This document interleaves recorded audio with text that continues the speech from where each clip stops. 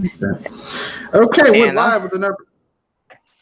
We're live to another episode of BS Busters. For those of you who are new here, we don't cover the news of the week anymore on Wednesdays. We cover it on Saturday because that's kind of near the end of the week, and it's easier to encapsulate everything that's happened.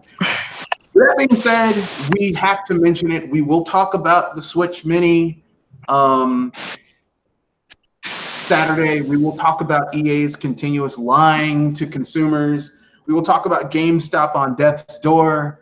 I was about to say, they've been waiting at the altar of death for a long time.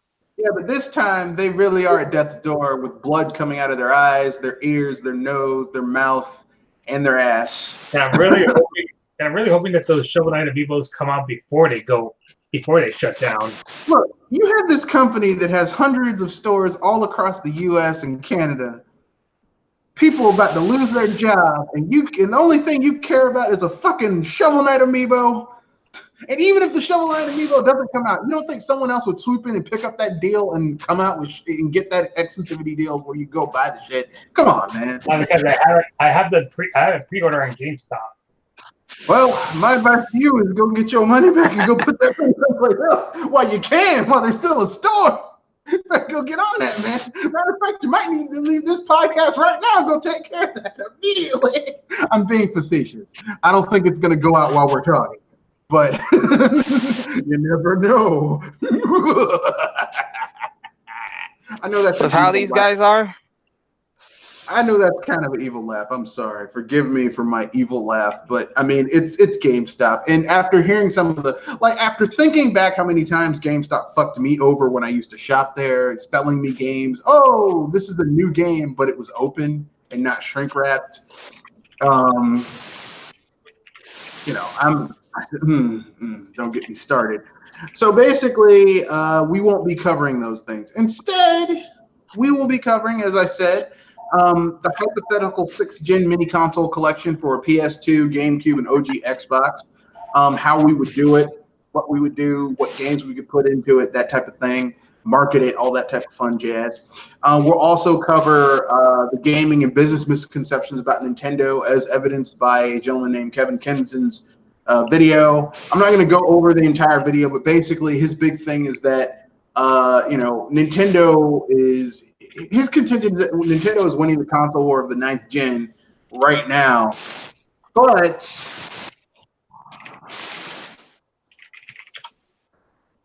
he's got a lot of caveats on it and stuff like that. I said this was brought to my attention by Pinky Don. I basically said he's about 65% right. In my opinion, he's about 65% right in the video. Then you have the primary topic is going to be how to create a JRPG post-apocalyptic, catastrophe game. Basically like a Fallout-esque game with JRPG mechanics. They've already kind of done this a little bit with Car Battler Joe and Metal Max and the Shin Megami Tensei series, especially like Shin Megami Tensei 4, where it's like post-apocalyptic, but it's like a supernatural post-apocalyptic. And not, like a war or anything. But anyway, but that's the fun topic. Let's. Who wants to go first? Who wants to? What is? Or does anyone have any topics non-news related they want to bring out first? Changing up the formula a little bit. Who wants to get out their fun stuff out first? That's a hard call. Let's see. I got nothing at the moment other than my what's going on in my life. Okay. It's not gaming related. Okay, then we're not going to cover life shit live on air. If we ever do a BS Busters After Dark, we'll get into more in-depth stuff. But the thing is, it's like, if we go really in depth, I just, it's like, I don't think people want to hear that, that much personal information. So if we do a BS Busters After Dark, it'll be our real talk about stuff, like gaming stuff, where we're like, actually, I think so-and-so, even though I like them, I think they kind of fucked up a little bit, stuff like that. Okay, then I guess I'll start. Where Rip Torn died,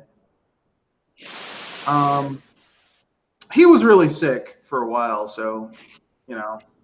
And for those of you who don't know who Rip Torn is, he's the guy who played Z, aka Zed, in Men in Black, the first Men in Black, and the second Men in Black. He was the guy who was like, Detective Edwards, why did little Tiffany deserve to die? in the shooting gallery, he's like, well, I saw this dude right here hanging on this pole right here, and this snarling guy. And then I looked at his hands. I saw he had a tissue. He wasn't snarling. He was sneezing. Then I looked at this dude right here, and I saw he was running. He was running on that treadmill. He was exercising. And I saw little Tiffany right here, white girl, about 3 years old, in the middle of the ghetto, this late at night, holding astrophysics books in her hands. I think she's up to no damn good. And frankly, you need to ease up off my back. But anyway, yeah. That was Rip Torn. He was a character actor in a lot of movies. He played the primary villain in Beastmaster. He was a character actor. He was in a lot of movies. He typically would play a villain or a quirky character. You might know him as Patches O'Houlihan from Dodgeball. That's another good one. Patches O'Houlihan. The guy who was like, if you can dodge a wrench, you can dodge a ball, and throwing wrenches at people. And he throws a wrench. Nobody asks what. Yeah, hitting people in the balls with a wrench. It's Dodgeball movie is actually pretty damn funny. But anyway, yes. Got Soul Seraph on Steam. The game's pretty damn fun. It's basically ActRaiser. It's essentially ActRaiser. I'm just gonna say it right now. It's basically ActRaiser, but kind of a shittier version of ActRaiser in my opinion. It's not like not bad.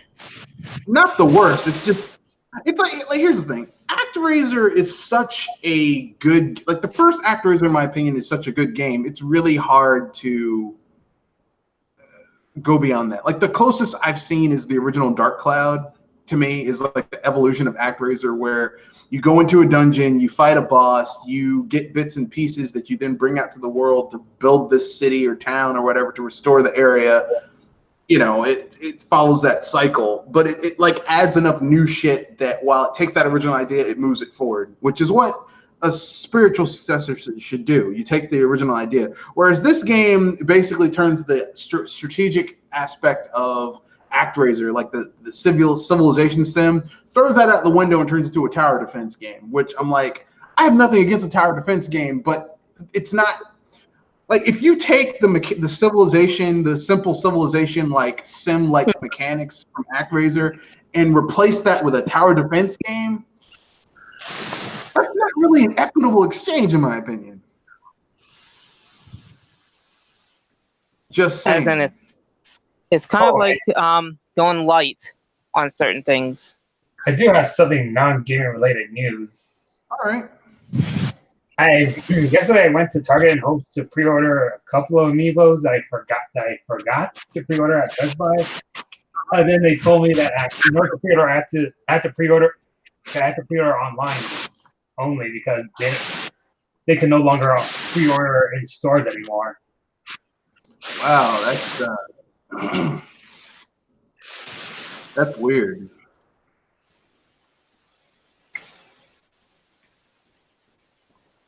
Because I've already pre-ordered some upcoming amiibos at Best Buy already, and that too told me that to do that I need to. So you're trying to collect all the amiibos, huh? Yeah. God bless you. I said early on I wasn't going to do that. I was like, you know what? I have no want nor desire to spend all that time and energy in trying to get all that shit. A friend of the channel, Dr. Feelgood, he did it. He got all of them, and I'm like, God bless you. Or at least the ones that you can get. I'm like, God bless it. I couldn't do it. I'm not, like, I don't have the, like, I have the money. I don't want to go through the bullshit. And plus, a lot of them were GameStop exclusives, and GameStop can go fuck themselves, as far as I'm concerned, with a rubber dick. Well, there's no more Please games. be nice to them. They're on their deathbed. Well, there are no more game store exclusives amiibos anymore. At least for Okay. this game. But that's just me. That's my own personal thing. I know not everyone is going to have that opinion, and I'm okay with that. But that's just my own personal thing. I'm just like, I'm not feeling it with game stuff. I ain't feeling it. I know some people are going to get mad and be like, how could you say that? I ain't feeling it. But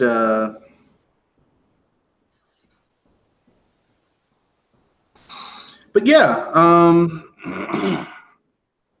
I mean, you know, that just seems kind of weird. Like you can't pre-order unless you sign up for some shit. That seems kind of weird to me.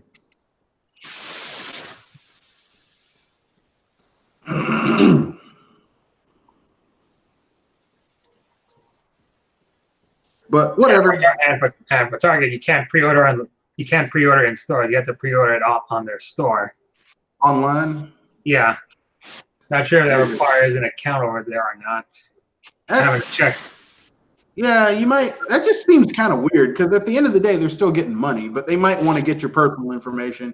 A lot of places are like that, but everyone's getting, like, GameStop's getting your personal information and moving shit around, so it's really, or at least it seems like, because they're always like, yeah, you want to get a GameStop, you want to get a Power Up Rewards program, you want to get our magazine? No, I don't want your fucking magazine. Kiss my black ass, what you can do. Sorry.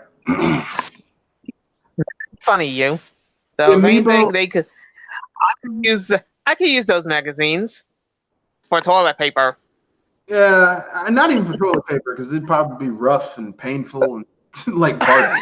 No, I think stuff is just like maybe for barbecue because I recently got a chimney starter for my barbecue thing, and like a chimney starter is a really great way to start your coals because I use chunk wood, charcoal, and like hardwood, and you ball up paper, you put it underneath the grate in your chimney starter, and you light that, and it basically supercharges your coals.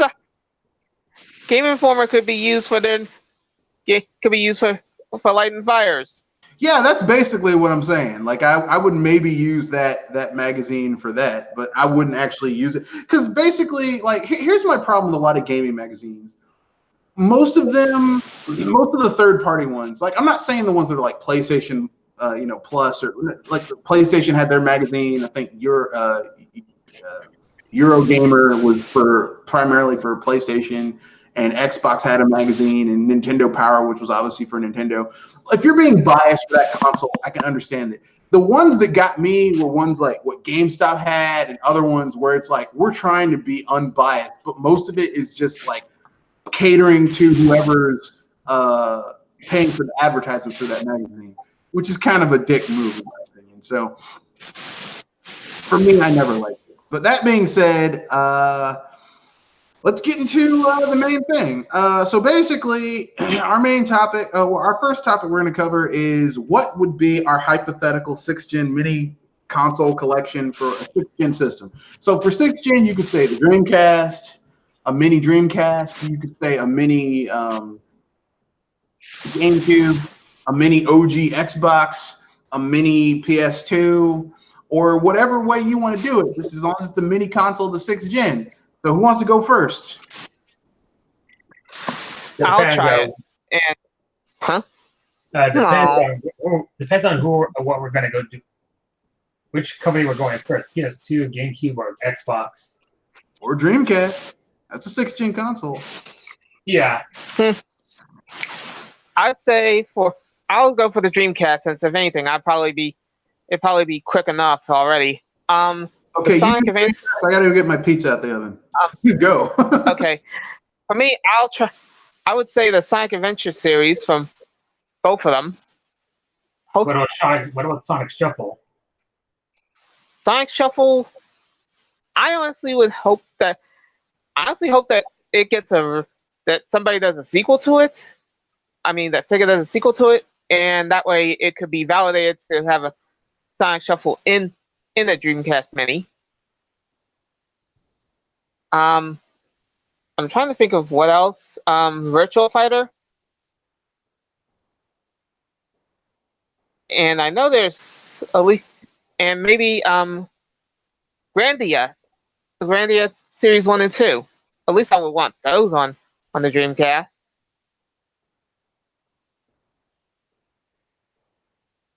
So if anything, it just brings up one thing that I actually really miss from that time of gaming. You know the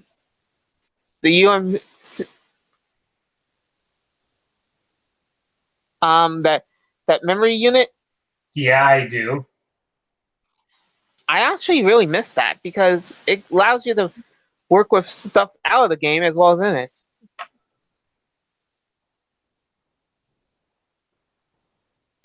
And it could have been a great excuse to bring it back.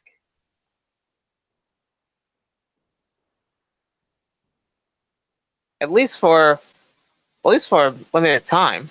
We're already on the GameCube. Or have the that universal memory unit. Yeah. I was thinking that if anything, it could be used not only for storing your memories, but if possible, they could use that.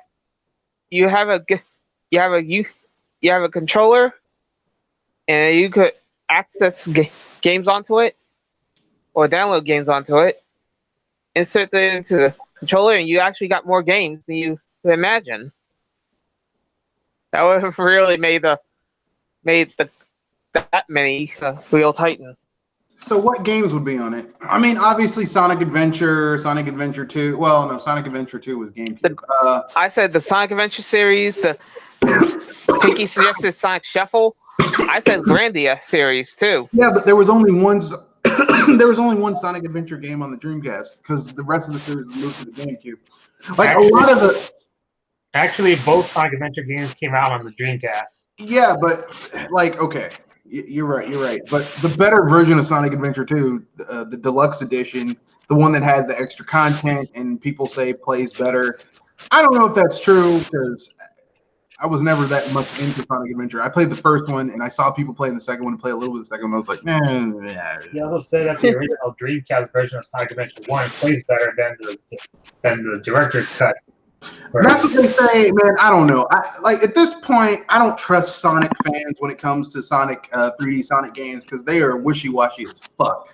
They're like, this one's good, this one's good, this one's bad, this one's good. I'm like, look, man. Except they all tend to agree that Sonic 06 is a piece of shit. That's the one uniting factor. I was going to say Sonic has a roller coaster of games, as in how much quality is in them. Yeah, I mean. I would say you'd have to have the Dreamcast games that are like revolutionary. So I mean, you'd have to have maybe Shenmue 1 and 2 because 2 came out but only in Europe, which is kind of weird, and in the Pacific Australia area, Japan and Australia, places like that, Polynesia. So 1 and 2, Shenmue 1 and 2. Seaman, just because Seaman. Sonic Shuffle. Okay, why not? Sonic Adventure 1 and 2. Maybe Phantasy Star 1 and 2. Well, there is no Phantasy Star 2 on it. There's Phantasy Star Online for the for the Dreamcast. See, the thing is that a lot of the Dreamcast games also came to the GameCube. So if you do a GameCube Mini, it's going to be hard. Maybe that Panzer Dragoon RPG that came out for the Dreamcast. Grandia. What else? What other games came out for the Dreamcast? And how many games do you want to put on? 20? 30? I would at least want to put on 25. Okay. Don't forget fan favorites like Rebel Taxi, Jet Set Radio, and Galaxy. Mhm. Space Channel, was it? Space Channel Ooh La La Part Space 1, Channel 2. 5. Yeah, Space Channel 5, 1 in parts 1, 2, and 3. Or no, 1 and 2.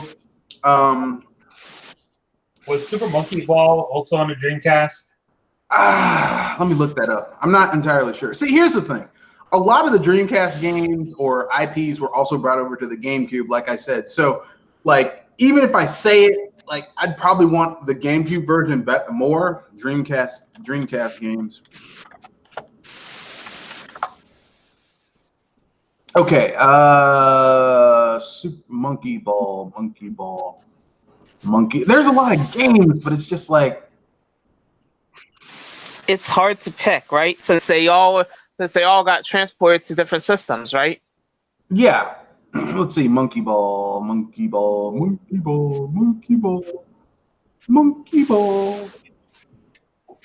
Nope, it was never on the system.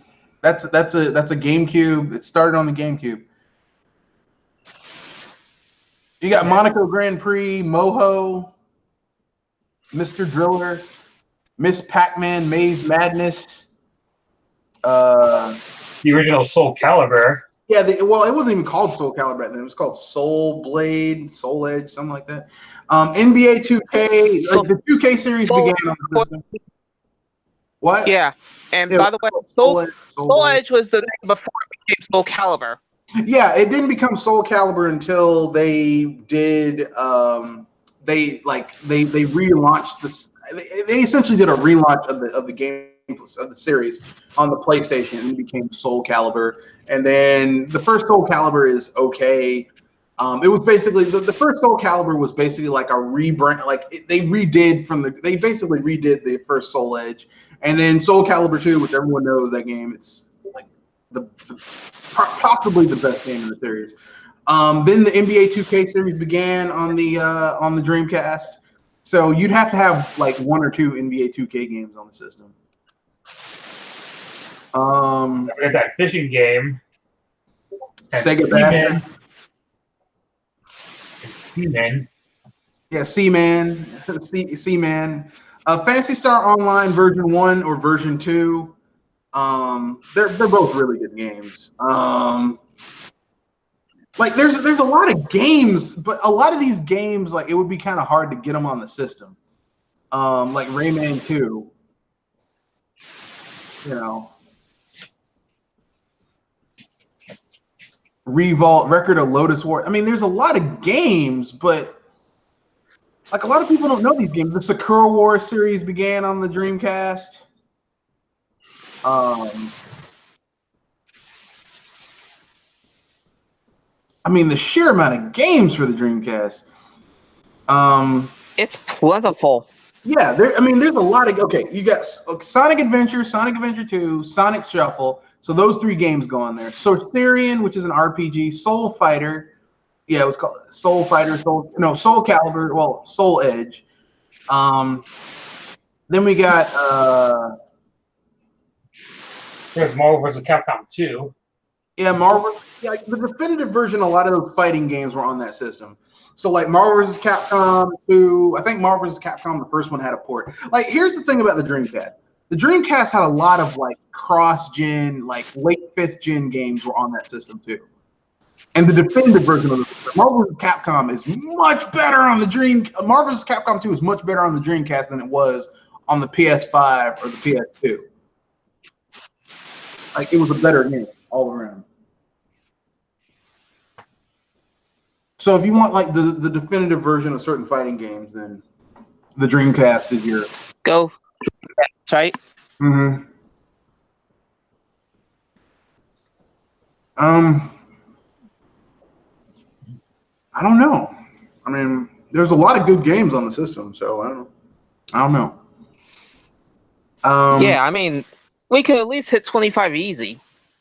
Yeah, I'm gonna give you a link to the wiki that has all these games, and you can just like some of them I've never heard of, but there's some stuff I have heard of. So I don't know, man.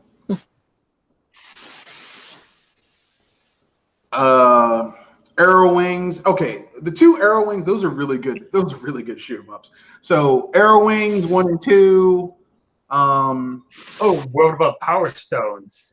Yeah. Oh, The thing is that if Power that's Stone was on there, like Power Stone 1 and 2, those are good games, but here's the problem. Would Capcom put them on there? But this is our dream console, so fuck it. Power Stone 1 and 2, so that's 5 right. That's 4 right there. Add Army Men Sarge's Heroes. That's a fun ass game. So that's 5. Add Bang IO. That's a treasure game, so 6.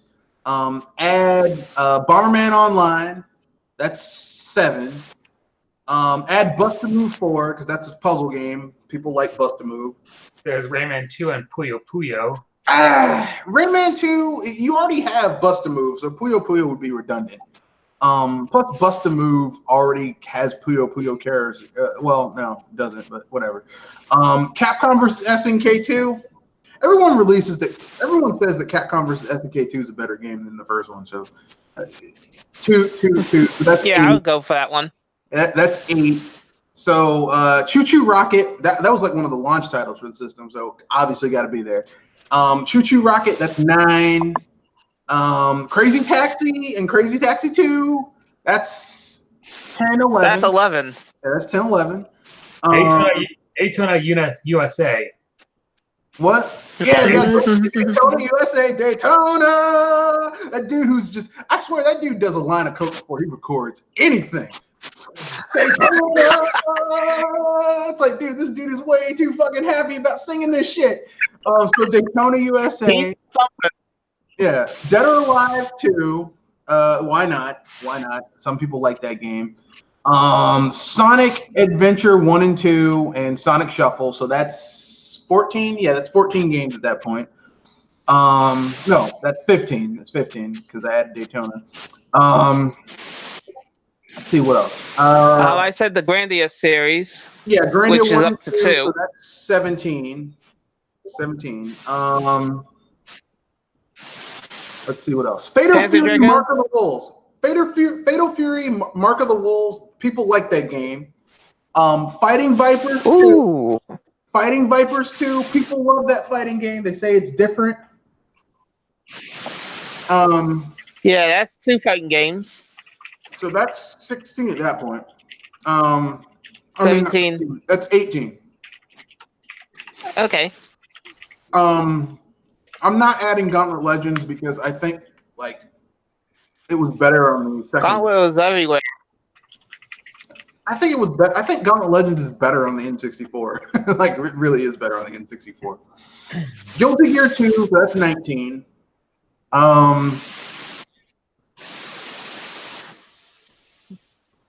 House of the Dead 2, that's from Sega, 20.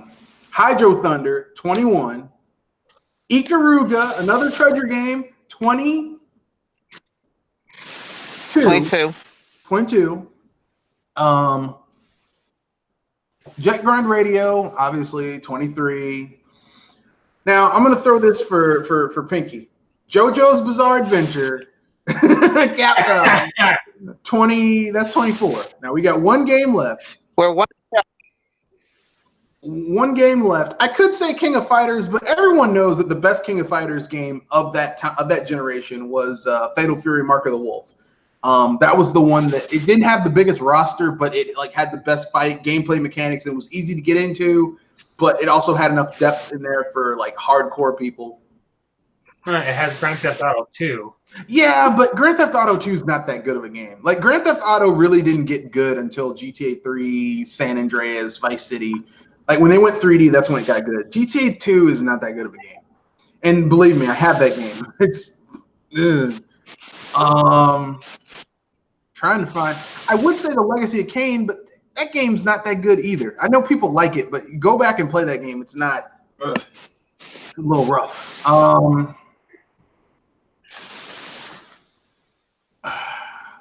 Okay, let's do NBA 2K2. So you get a sports game. and you don't have That to would go be the only sports game on this console. Well, the reason I say a sports game because then you don't have to go up against EA's NFL license because there was also 2K NFL, but I don't want to deal with that bullshit.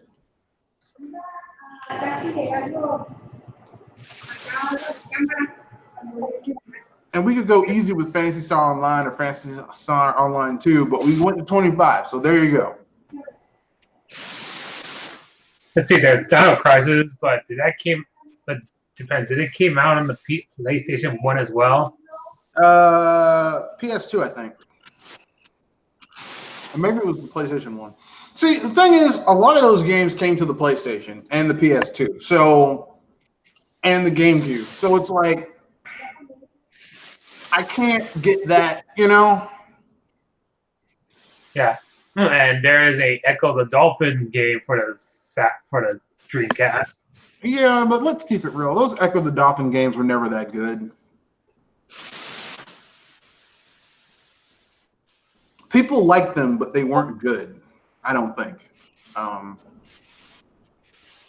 there's a lot of games we could say. We could say the Sakura Wars games. A lot of people like those titles. Samba de Amigo. House of the Dead 2. I already said House of the Dead 2. That was on the list. House of the Dead 2. That game is awesome. Really, I'm gonna tell you my favorite House of the Dead though.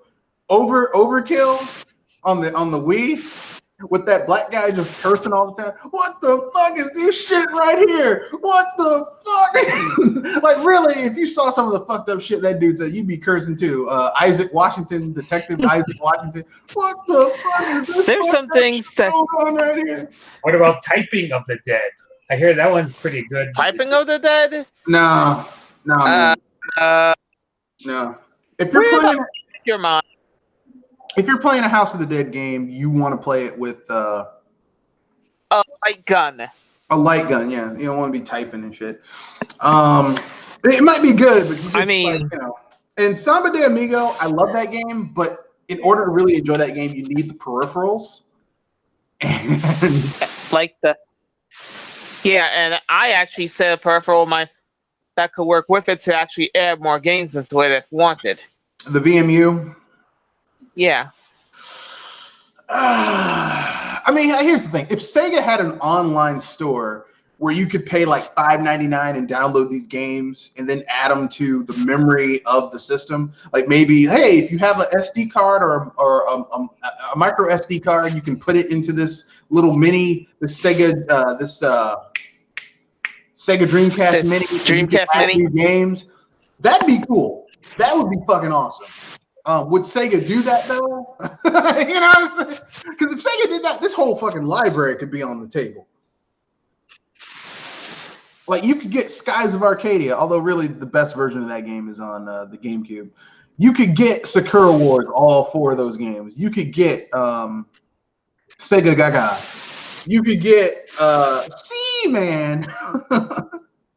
You could get Samba de Amigo. Enough said. You can get Resident Evil 2, 3, 4. I mean, Resident Evil Code Veronica, which I don't. I think Resident Evil 1 and 2 are good. 3 was kind of shitty. I think Resident Evil 4 is a lot better than all the other ones. You could get a lot of those games that aren't in the base game. You could get South Park Rally, which isn't that good of a game. You could get Spider-Man. I have to say, where the heck did that come from? Yeah, you could get Star Lancer. You could get all of the Street Fighter games. You get Street Fighter Alpha 3, Street Fighter 3 Third Strike, Street Fighter 3 Double Impact. You could get Super Robot Tyson Alpha. You could get those games. You could get the one Berserk game that came out that's kind of shit. You could get Techromancer. You could get Time Stalkers. You could get Tom Clancy's Rainbow Six. You get Tony Hawk Pro Skater 1 and 2. You get all those games. You could get plenty. You get Urban Chaos. You get Wacky Races. You get all those games. But anyway, Well, Sega published the Magic the Gathering game for the Saturn. Magic the Gathering? Wow. Yeah. Oh, well, okay. Too bad we're talking about 6th-gen consoles, but that's cool. I mean, on the Dreamcast. Okay. I mean, if you're really into card battle games, I guess.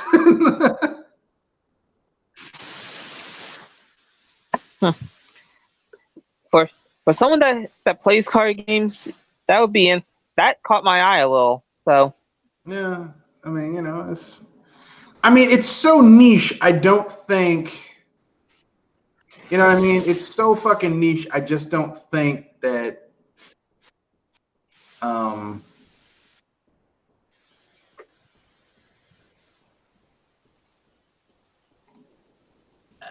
how can I put this? I don't think it would be good to put in the list in a game of 25. Now, could they make that as one of the downloadable titles you could get if you use the VMU unit? Like buy and download to the VMU unit? I think that'd be cool. But as the base game, because, I mean, the Dreamcast is already kind of a niche console because it didn't sell that well. But, I mean, the people who owned Dreamcast, I doubt a lot of them, like, went out. I don't mean, like, even with the bootleg DVD and CDs, I don't think people bootlegged Magic the Gathering.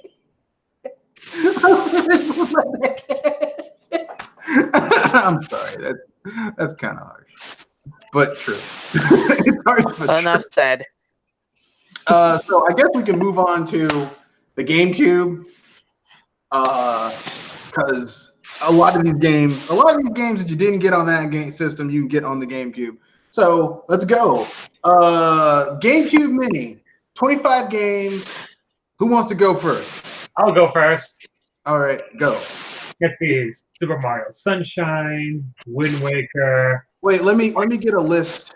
GameCube games list. I'm wikiing this shit because it's easier. GameCube had a lot of games though.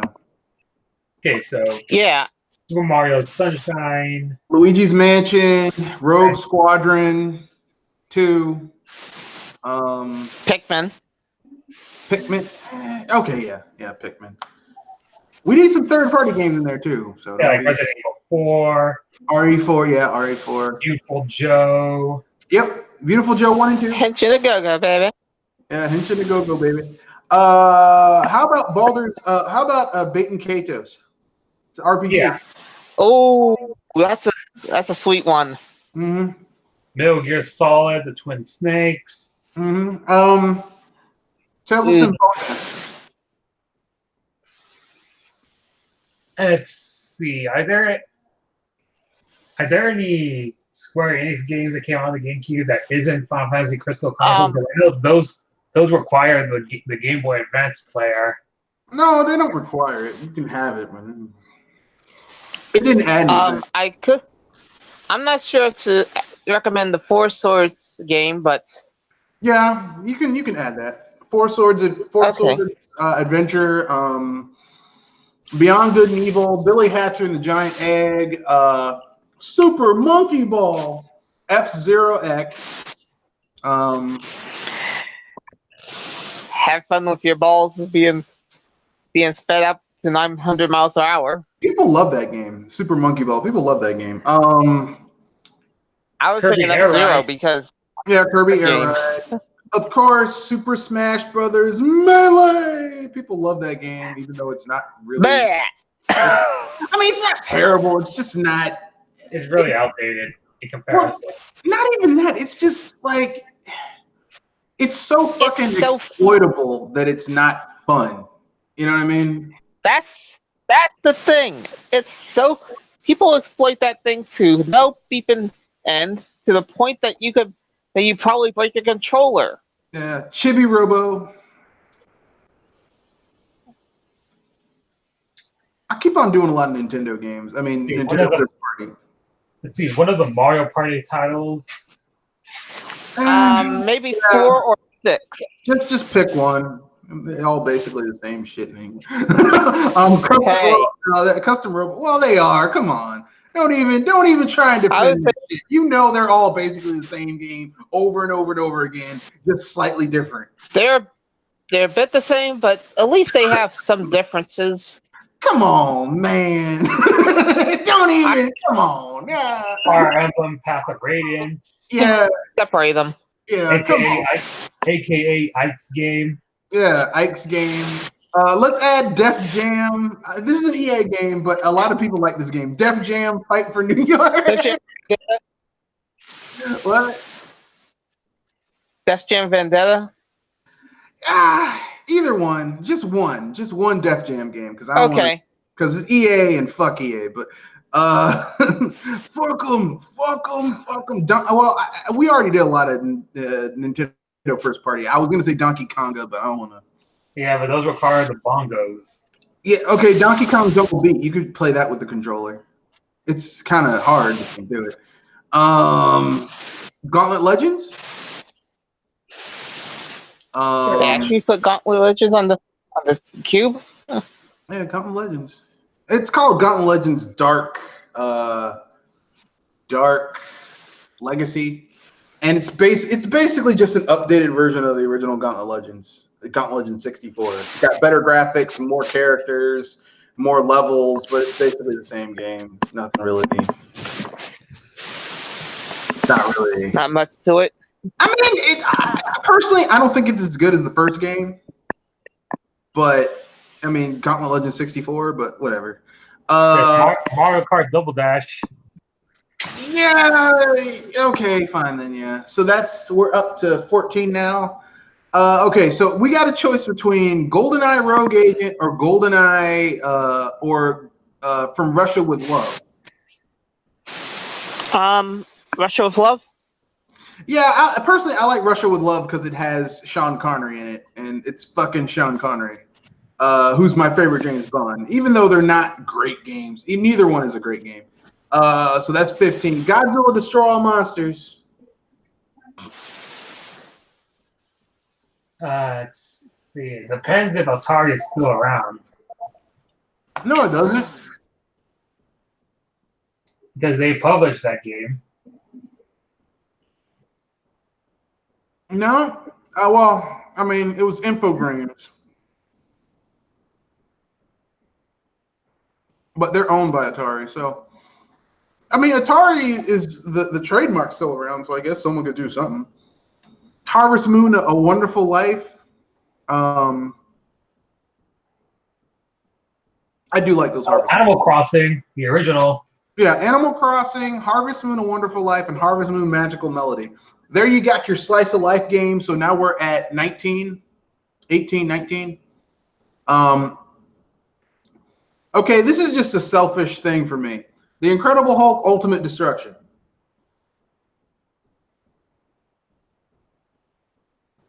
I just like that game. Let's see, there's one of the two Star Fox games, either Star Fox Adventures or Star Fox Assault. I mean, there's a lot of Nintendo first party already, and I don't want to go with another one. But if I had to choose, I'd say Adventure.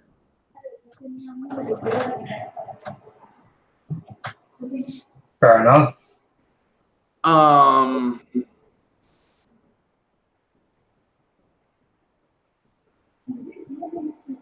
Okay, so which Legend of Zelda should we put on the system?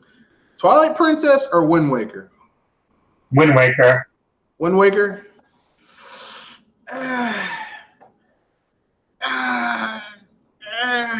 I'm going with Twilight Princess over Wind Waker. Because I see it more as a Wii game than a GameCube game. Yeah, but you're right, but I don't know. Whatever. It is what it is. Let's see what else.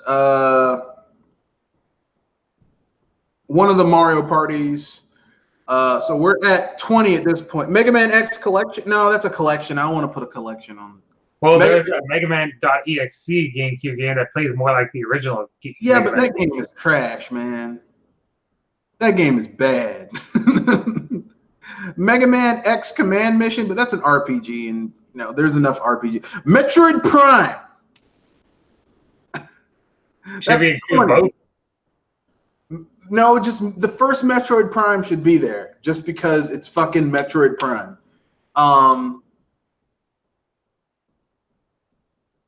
That's a big game for the system. Let's see what else. I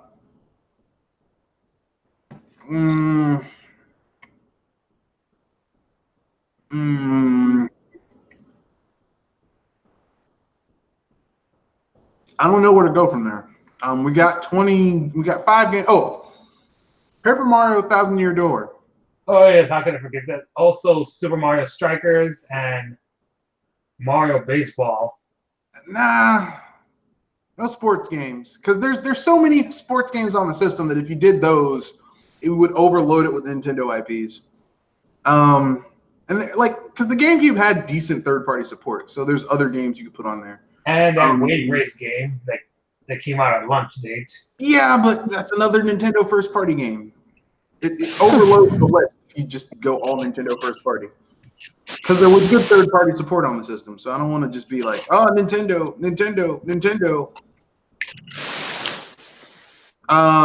Phantasy Star 1 and 2 Plus. That's Sega. Sonic Heroes. Yeah, Sonic Heroes. So that's 22. Robotech Battle Cry. Actually, that game sucked. Take that out. Yeesh. That game was not good. That's vicious. I say that as someone who's a fan of Robotech. It was not good. Did you guys say that the game that Custom Robo? Mm-hmm. Yeah, you've already talked about Custom Robo. Spider-Man 2. And sorry. That game is legendary for the GameCube. Spider-Man 2, that's 23. Soul Calibur 2, 24. I forgot about Soul Calibur 2. Then there's that one fighting game by Hudson Soft, Blood Rain, or was it? Or Bloody Roar? Bloody Roar. I don't think that was for the GameCube, though. I think that was only for the PlayStation and Dreamcast. But I could be wrong.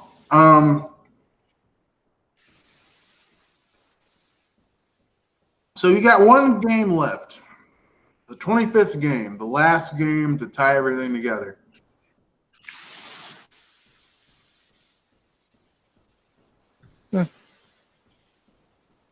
What is it? That's a hard call, but probably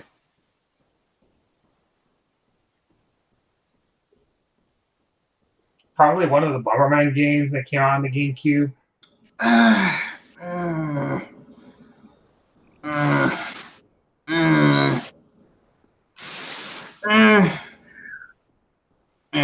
Maybe. I don't know.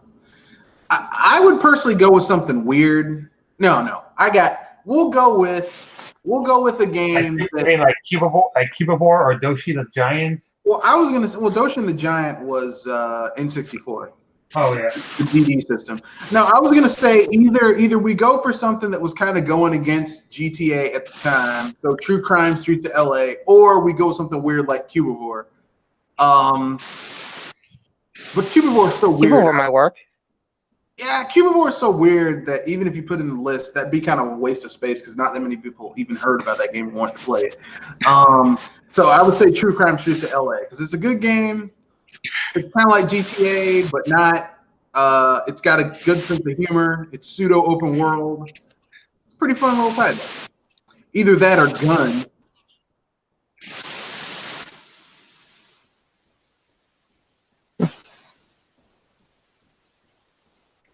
There's also Al the Edge, but we might save that for a PS2 or Xbox. Yeah, the PS2 would have the bigger thing of stuff.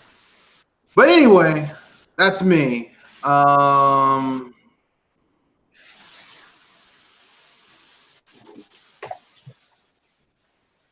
anyway, from there, anyone else have? Now we got to go to the PlayStation. I guess I'll do the PlayStation since Everyone else did. Like Jewel did Yeah. the Dreamcast, and you got the GameCube. And the PlayStation is just such a big fucking console. And I'm not even going to try and pick out certain games. Here's what I would do. Rogue Squadron, Paper Mario, Thousand Year Door, Star Wars games. The reason we didn't do Star Wars games, we did Rogue Squadron, but we didn't do a lot of Star Wars games, even though there were a lot of Star Wars games on the system, is just because, like, we only had 25.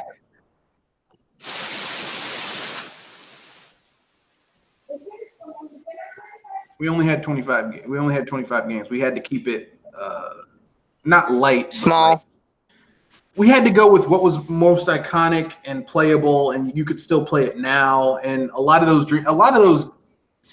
Star Wars games on the GameCube, like except for the Lego Star Wars games and Rogue Squadron, but the rest of them were like trash. Like Episode 3, trash. Pod Racer. Oh, sorry, Super Bombad Racing, trash. You could use the original Battlefront games for the PS2 Mini. I was just asked. That's a little iffy. I was just answering questions in the chat. As far as the PlayStation Mini, PS2 Mini, here's what I would do. In order to avoid how Sony fucked up with the original PlayStation Mini, I would do 5 flavors, 5 SKUs. Each flavor would be a different color. So PS2 orange, PS2 green, PS2 gray, PS2 black, PS2 blue. Each color would correspond to a library of like 20 games on that system that cater to a specific type of gamer. So like orange would be eclectic.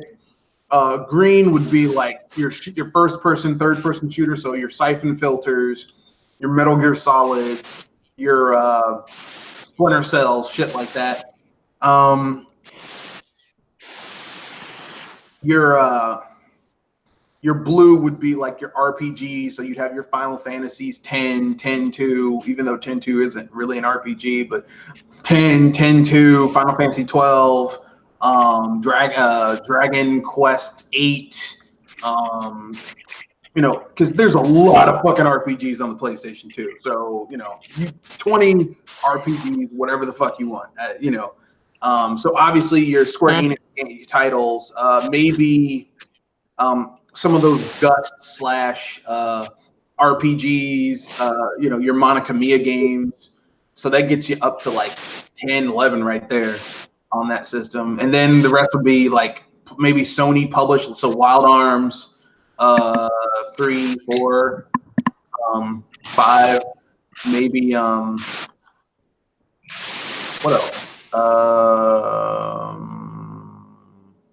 Arc the Lad. I think, wasn't that Sony? Arc the Lad was Sony? Maybe Suikoden, Dark Cloud, Legaia Dual Saga, Legend of Legaia 2 Dual Saga. Let's see what else.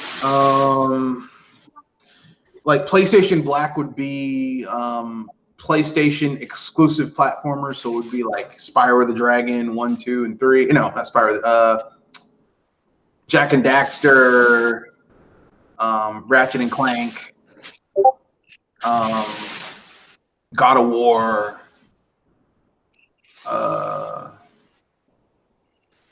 what else? Twisted Metal, maybe, I don't know.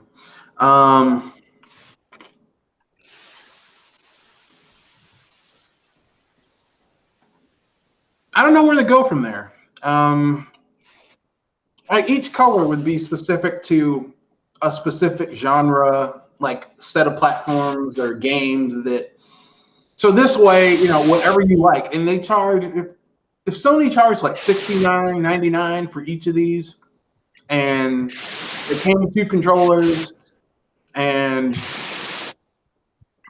plug the shit into your TV or computer monitor, and you can play whatever fucking games you want. You can choose which one caters to you. It's like, 20 of these games on this green collection, Like, I've only played like 10 or 15 of them, and the other 5 I've never heard of. But 15 quality games. Yeah, I'll play it. Why not? Do you guys have any thoughts on that? Would that be a cool thing or no? It'd be a little tricky, but I think it would be neat. Yeah, I got nothing to say about it. No poo-poos on the ideas. Okay. So I said it's neat because it seems like at least it had such a variety, and if anything, it could hopefully make up what the PlayStation Mini 1 did in its own. Yeah, you're right. After they fucked up, yeah, it's all uphill from there. Considering this is Sony we're talking about, okay, they can find that downhill. Yeah. Which leads to the next topic: gaming and business misconceptions about Nintendo, as evidenced by Kevin Kinson's video, which I shared. Oh boy! In the Discord server yesterday. Mm-hmm. And, I had a lot of problems with that. And I remember Red Fox said 55% is true. Yeah, he's about 65% right.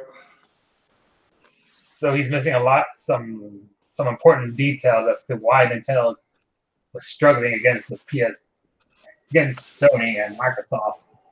Yeah. From the N64 onwards. Part of it was, he's like, well, it was because of cartridges. It's like, and another of his reasons is because Nintendo's kiddie. Which, I mean, that would have been an argument during the third and fourth gen, because Nintendo didn't do anything to counter that, even though they had some pretty hardcore games on the SNES, like Killer Instinct and Mortal Kombat 2 and 3. I mean, it's because they have a strict prior to the ESRB, they had a strict policy on what content was allowed in both third-party games and third parties. Yeah, but even the games that were censored weren't exactly kid friendly. Like Castlevania is a game where you're a vampire killer going around fighting skeletons and zombies and monsters and shit. I mean, that's not exactly, oh, this game is just so kid-friendly. Yeah. When was that kid-friendly? Yeah, but whatever. It is what it is. I think the N64, people like, it was a kiddie system.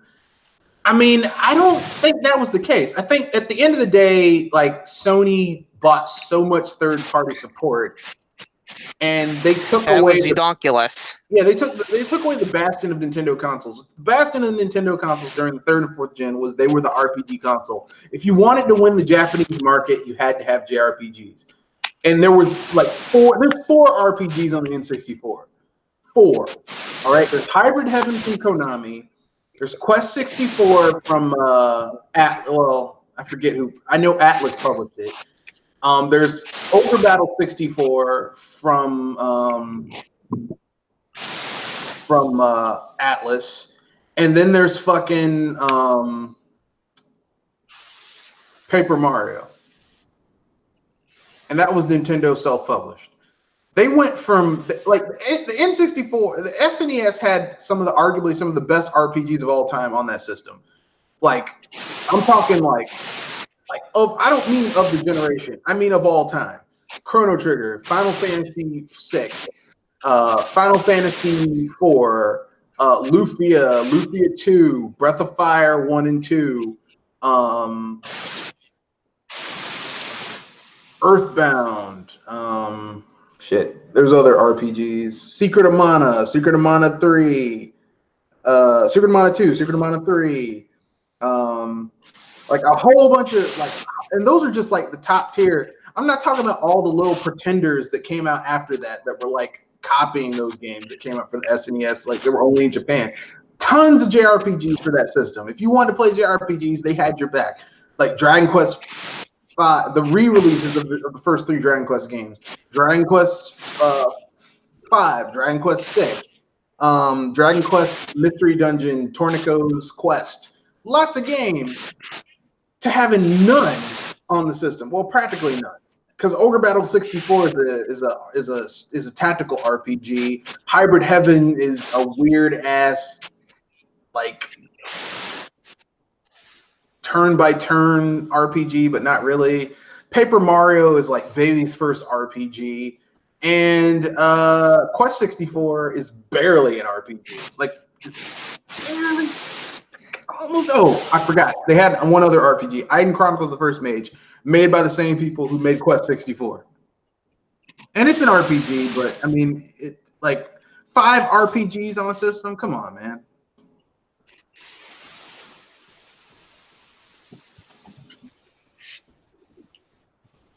So yeah, basically the guy's arguments are very like he touches on the face of it, but he doesn't go deeper.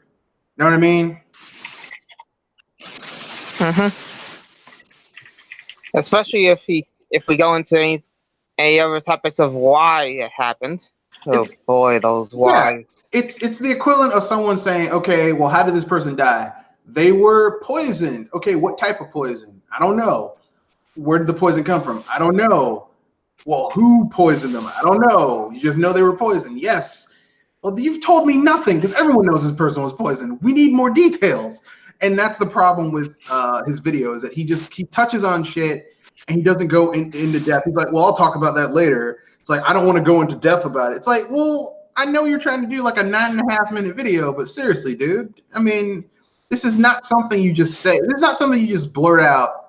The typical bullshit that people like to blurt out about Nintendo and then act like, you know, like the N64 was kidding. Then why did they put out Conker's Bad Fur Day? And Resident Evil 2? And Shadow Man?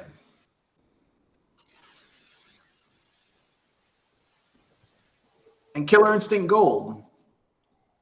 And Mortal Kombat? And Ultimate Mortal Kombat? Like, if it's kiddie, why do they have these hardcore games? Like, here's the thing, okay?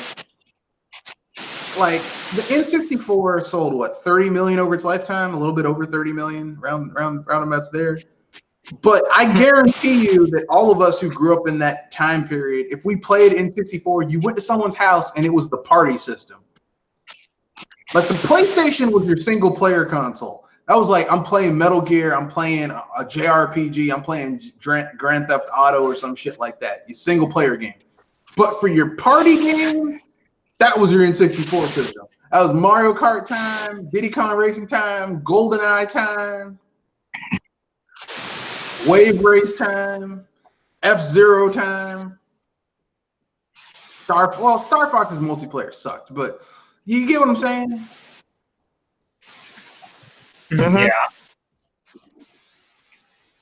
Not to mention that even some of Nintendo's first-party titles have some nightmare-inducing moments, like in Ocarina of Time, that one mini dungeon. You mean the dungeon, the dungeon at the bottom of the well? Yeah.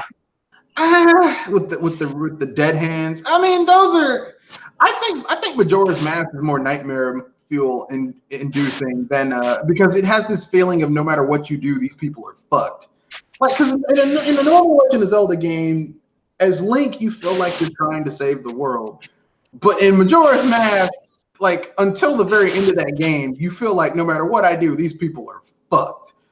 Like, even when you summon the giants and they come up and they hold up the moon, and Majora's like, fuck you, I'm gonna make the moon heavy. These people are still fucked. Pulls a Rick James on a couch with those people. And you got the Banjo-Kazooie games and Donkey Kong 64 having areas that you have to escape under a time limit. Yeah, but that's just anxiety. That's not really like, oh, this is nightmare fuel inducing. But I get what you're saying.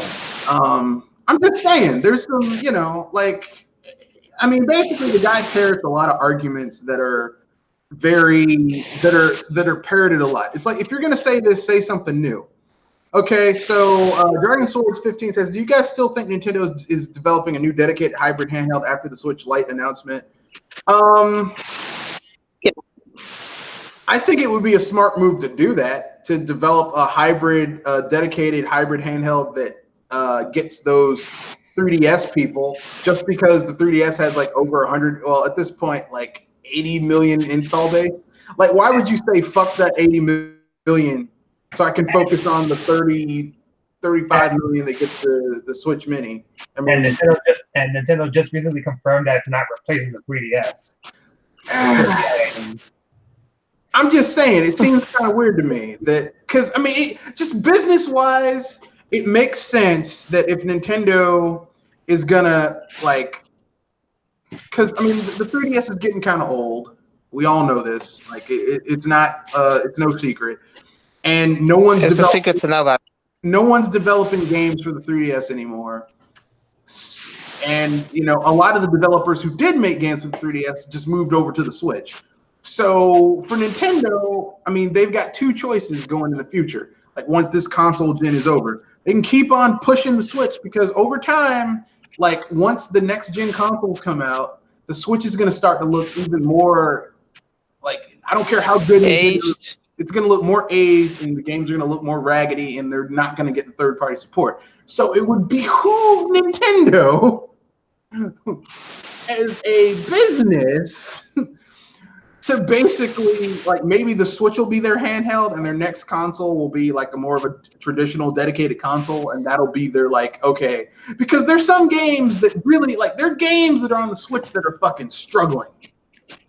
Kenoshi, do you have anything to add? Yeah, they finally announced it. The Nintendo Switch Mini that everybody was talking about for the past 3 billion months. So, what I think of it, I don't know. I kind of like the D-pad. Hopefully, it has a longer battery life. Yeah, Maybe I'll get it. Longer. Maybe that, you know, I'll probably get it just because of the battery life. Yeah, it's like an hour longer of like, for me, I don't want it, because to me it's like a shittier version of the Switch, which the Switch itself is like a shittier version of a Wii U.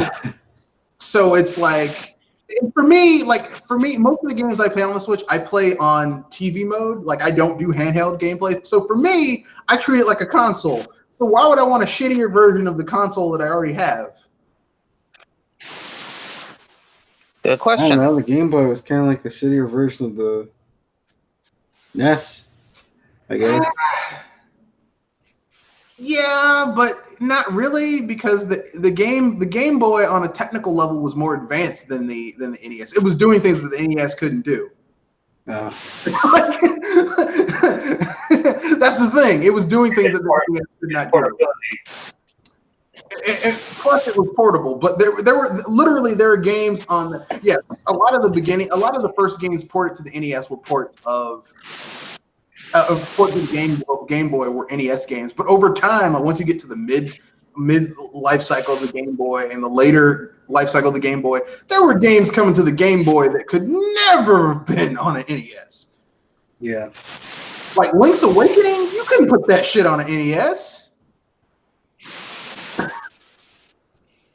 So, I mean, I'm kind of like when people say, oh, well, you know, like the NES the Game Boy was such a leap ahead of the NES. I can't say it was just a mini NES. The Game Boy was had a 32-bit processor, whereas the SNES had a 16-bit processor. So really, it was like it was more capable than the SNES, which is amazing because the sound processor was so much shittier than the SNES. Or at least it wasn't as easier used by developers. But I mean, just for me personally, I don't want a shittier version of a Switch for the portability, because I don't really use my Switch the portability. I don't really play my Switch portably, and when I do, I find myself not really enjoying it. Like I tried to play Xenoblade Chronicles portable, and it just, like, that game struggles on fucking when it's in the cradle. Handheld, fuck, Jesus Christ, no.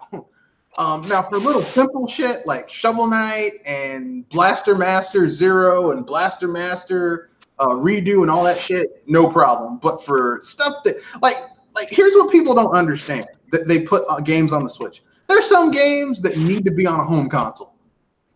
Okay, there's some games that really need to be on a TV, on a home console with shit going on. Like Daemon X Machina. Do you think that game's gonna play well handheld? Really? With all the shit going on screen? Yeah, probably not. I don't know. There's also Switch games that require a single Joy-Con and HD rumble, which are missing in the Switch Mini. Yeah, so Dragon Swords 15 says it's 75.08 units for the 3DS as of right now. Okay, so 75 million. Do you honestly think Nintendo's gonna say fuck that 75 million people who owns 3DSs, and we're just gonna go all in on the Switch? Switch. I'm gonna keep it real, okay? I'm gonna be perfectly honest. I personally think the Switch over its lifetime will probably sell between 60 and 70 million. I don't think it's gonna outsell the 3DS or the Wii. Even with the Mini, I don't think it's going to outsell the Wii.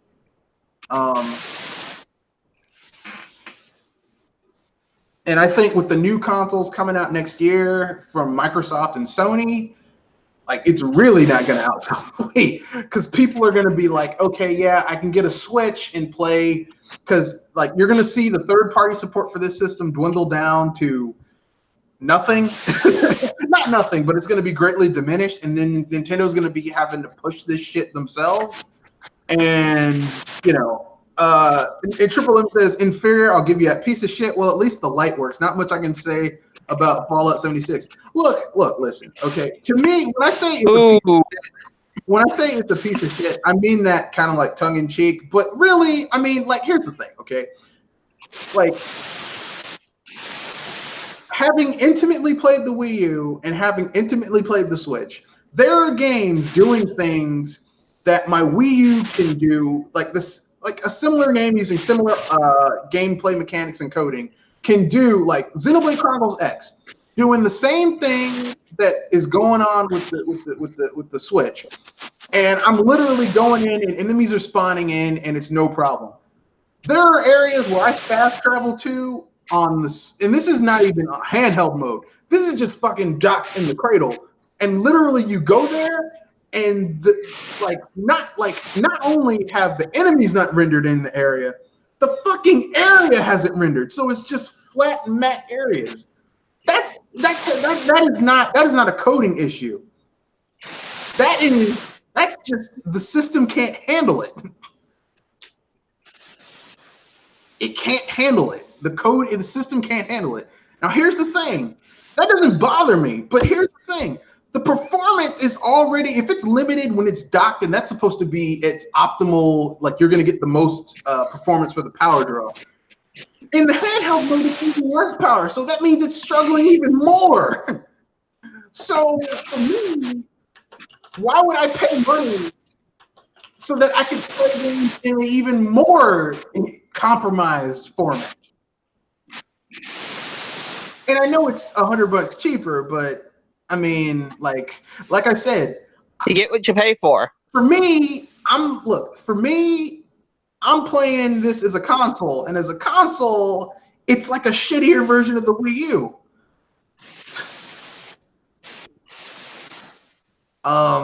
It's kind of, and for me, the Switch Mini is like a shittier version of the Switch, which is already a shittier version of the Wii U. Yeah. So, I mean, to me, yeah, it's a piece of shit. I'm not going to get it. Now, I know there's some people who like to play the handheld mode. They're like, yeah, this is my handheld. God bless you. You can use it like a Vita. That's great. Me, nah. No dice. Well, it's only a matter of time before they combine their handheld and console space. Given that there could be confusing marketing for the Wii U if they go the route of the Switch, like replacing the 3DS. Like, if they did do a replacement for the 3DS, I don't think it would be a Switch Lite. I don't think it would be the Switch Lite. I think it would be something that looked like the Switch Lite, but also played 3DS games, which wouldn't be hard to do. I don't think. because you would just have the screen split in the middle, and one side would be the top screen and the other side would be the bottom screen. Or if it was a game that didn't really use the dual screens, you would just press a button and it would go full screen. Like, I don't, you know. But that's just me. So the Switch Lite, Kenoshi said he's definitely getting it. Well, I'm gonna probably wait for other color options, but yeah, I'll probably pick it up. All right, Pinky. Battery life. I'll probably not pick it up, depending if it requires me to transfer, because I still like to play my Switch games on TV. Yeah. Jewel? For me, iffy, but if anything, it'd be a good present for my nephews, at least. All right. Yeah, I mean, there's also a possibility that there could be interaction between your main Switch and the Switch Lite. So that's also a possibility. I don't really. I'm just gonna. I mean, me personally, I don't want to pay $200 for what is essentially a Wii gamepad. Oh, sorry, a Wii U gamepad. Fuck that.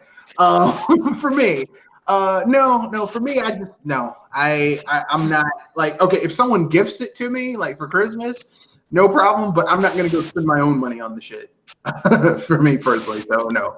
As I said, it's probably something that you would want to give a nephew or niece that likes to travel around a lot. No, I don't have any nieces or nephews, but I recommend it as something with when you're considering family or friends or just yourself as an overall. I mean, for me, like, okay, for me, I wouldn't even gift it because it's missing functionality that's part of the base system. So it's like I wouldn't feel comfortable giving someone. It's kind of like if you give someone a Wii Mini, right? Like the Wii Mini doesn't have online capability, so you can't use the Virtual Console. It came with fucking Mario Kart Wii, but Mario Kart Wii has online functionality, so you can play the multiplayer with other people. So even then, it's like, and yet the system doesn't have online functionality. So, like, why did you make this?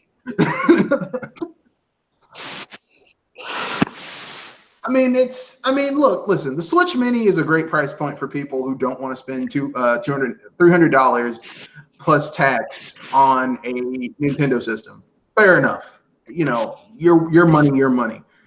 But like, as a gift, maybe for little kids who don't know any better, but as an adult who wants that full, like, if you have a big screen HD TV and you have a new console and you want to watch those beautiful graphics,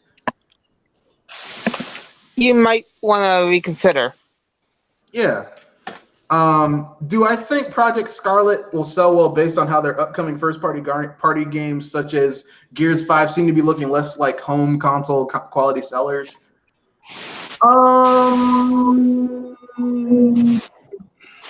don't know.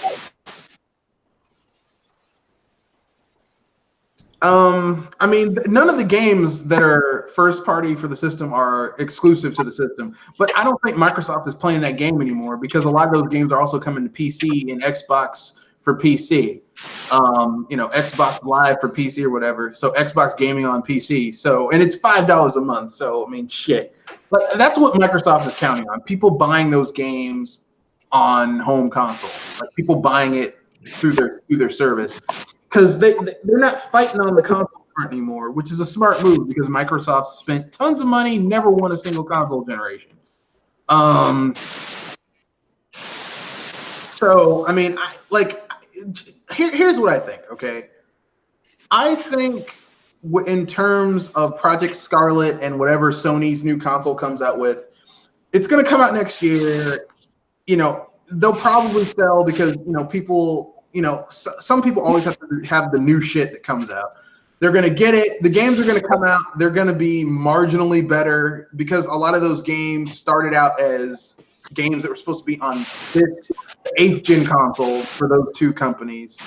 and then they're not going to look really next gen. And by the time next gen shit comes out, they'll have a decent install base, maybe 20 to 30 million for both of them. I don't think Sony's going to see the same type of success with their next console as they did with the PS4, because Microsoft's not going to take a gun and shoot themselves in the ass twice in both butt cheeks like they did with the Xbox One. Sony's smelling themselves right now. They think they smell real good, but they think they shit don't stink. Okay. Yeah. Everyone's shit stinks. Okay.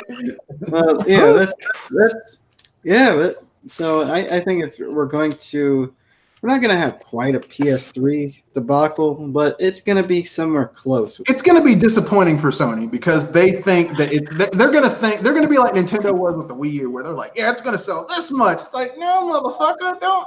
The Wii U was lightning in a fucking bottle. Just like the DS, over 150 million units sold. That's lightning in a goddamn bottle. You're not going to see those numbers.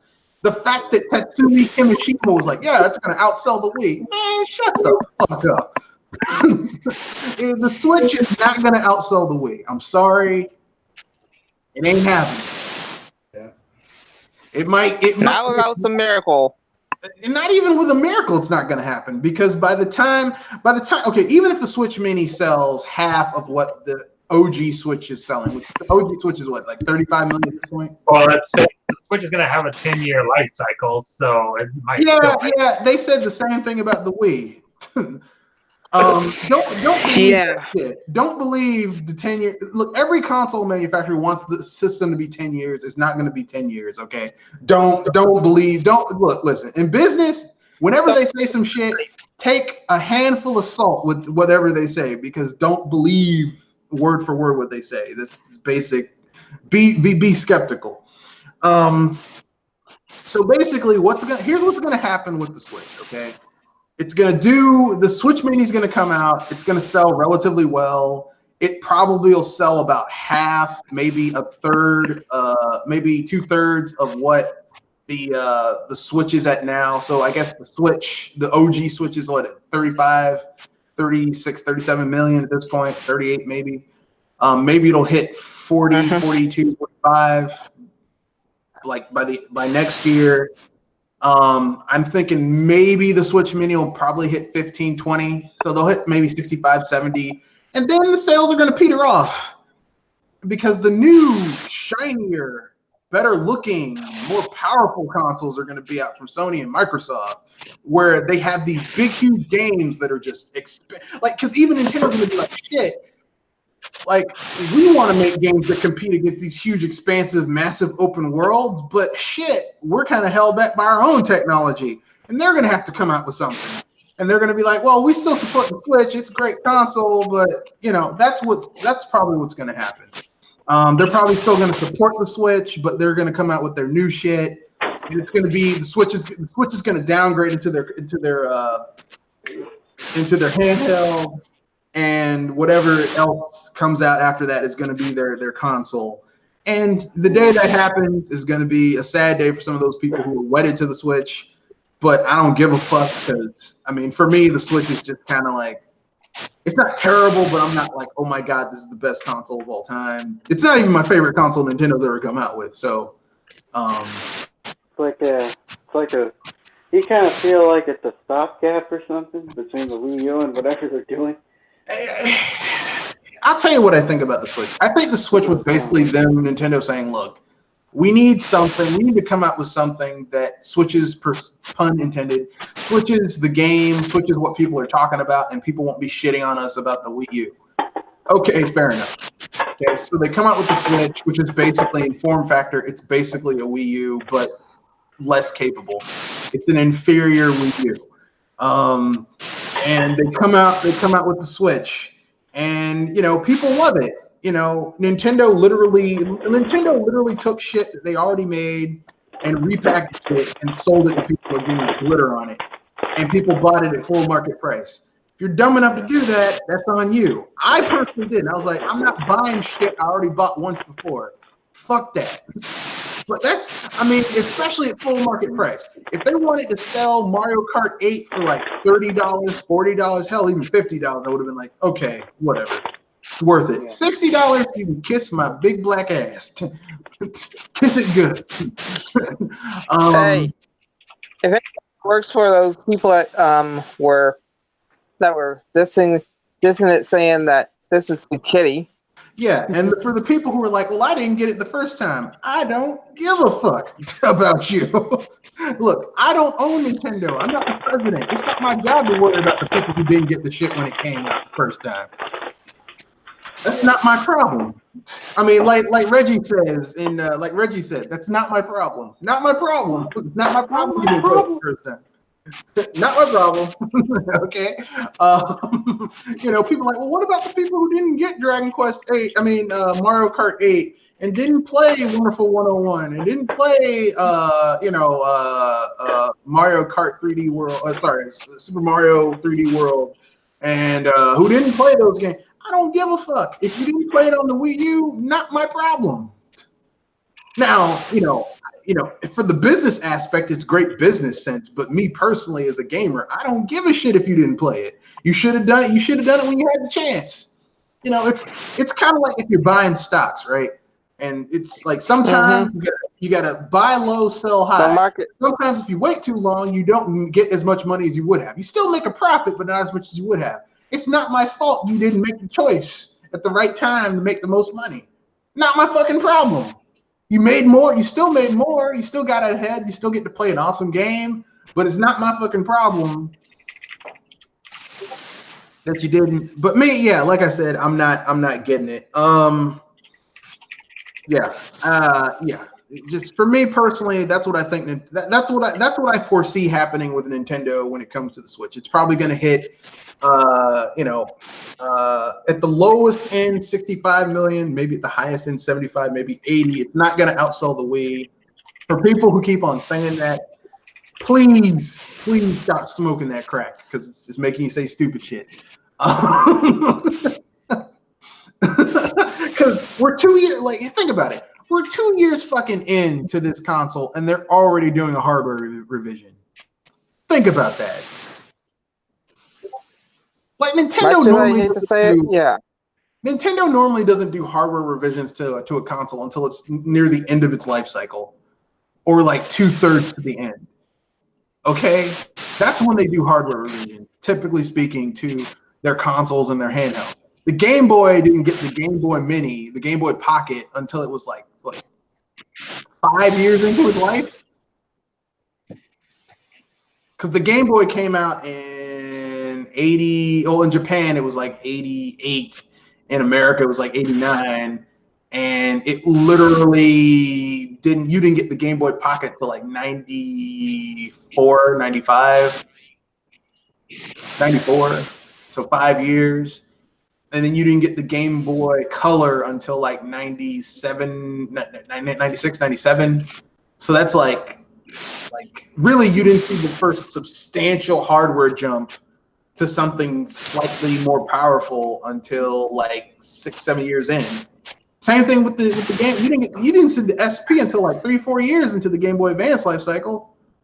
So the fact that they're jumping into this shit that quickly, I'm like, you didn't see the top loader NES until like the original NES had been out for like 5 years. I'm sorry. So I'm a little weirded out by them making this shit in 2 years in. That's a little weird to me. Dragon Swords 15 has a question. Does anybody believe that there will be a possible Switch Pro coming out next year based on the Pro and Mini rumors, which a good amount of ones surrounding the Mini happen to be true?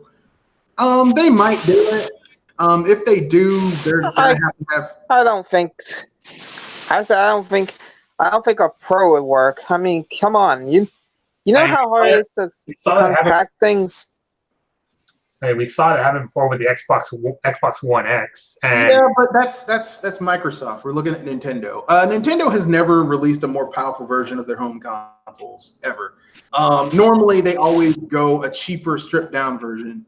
That's how they roll. When it comes to the Switch, I mean, if they were gonna do an upgraded version, like once they put the money in to make a more powerful version of the system that can actually handle like better games, wouldn't it make more sense just to come out with a new console at that point?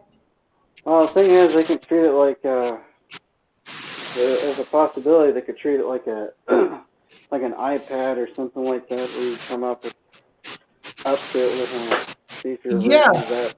But that's a losing business proposition because that's a good Apple's idea, been losing money doing that for years. Like the sales have been diminishing with each iteration. Yeah, it's probably a better idea to just come out with an iPad every 3 or 4 years rather than every 6 months. Yeah, I mean it is what it is. I'm just saying it doesn't make sense. Like I said, I personally think Nintendo's probably going to just. Like I said, I think they're just going to come up with a slightly better. Like I said, if they do come out with a new console, they're probably just gonna the Switch Pro, like once they put enough money to, because here's the thing, if they come out with a new with a more powerful Switch Pro, they have to make sure it can run the games that are going to be coming out for at least a stripped down version of the games that are coming out for the PS5 and the Xbox Scarlet. And they can't, like, once they put enough money to get it to perform to that point, it would be better just to make it to release a new console than to just do an upgraded version of what they already have. Yeah, I mean, it's one thing that they released something like the 3DS and the 2DS. Yeah, which was a stripped down version of the 3DS. So in a way, I can see how come they would do a light version, but I really don't see them trying to do a pro version. Yeah, Nintendo doesn't really do upgraded consoles. Like Microsoft did that shit because Microsoft is fucking dumb, and Sony didn't do that shit. Like Sony's never done that. Microsoft's the only dumb ones who did that shit because they're fucking stupid. But I mean, look, didn't you hear us say earlier that Microsoft is the company that literally, when the Xbox One came out, they literally came out on stage, pulled out a gun, and shot themselves in both butt cheeks, and then had someone run up and nail their feet to the floor with these big ass carpentry nails and a hammer. Which was some of the stupidest things you'd ever see. And Don Matrick came up there and said, "We have a problem. We have a solution for that." on worldwide 360. It's called 360. Weister20 has a question. Why do gamers think that a powerful Nintendo console will solve all of Nintendo's problems with third parties?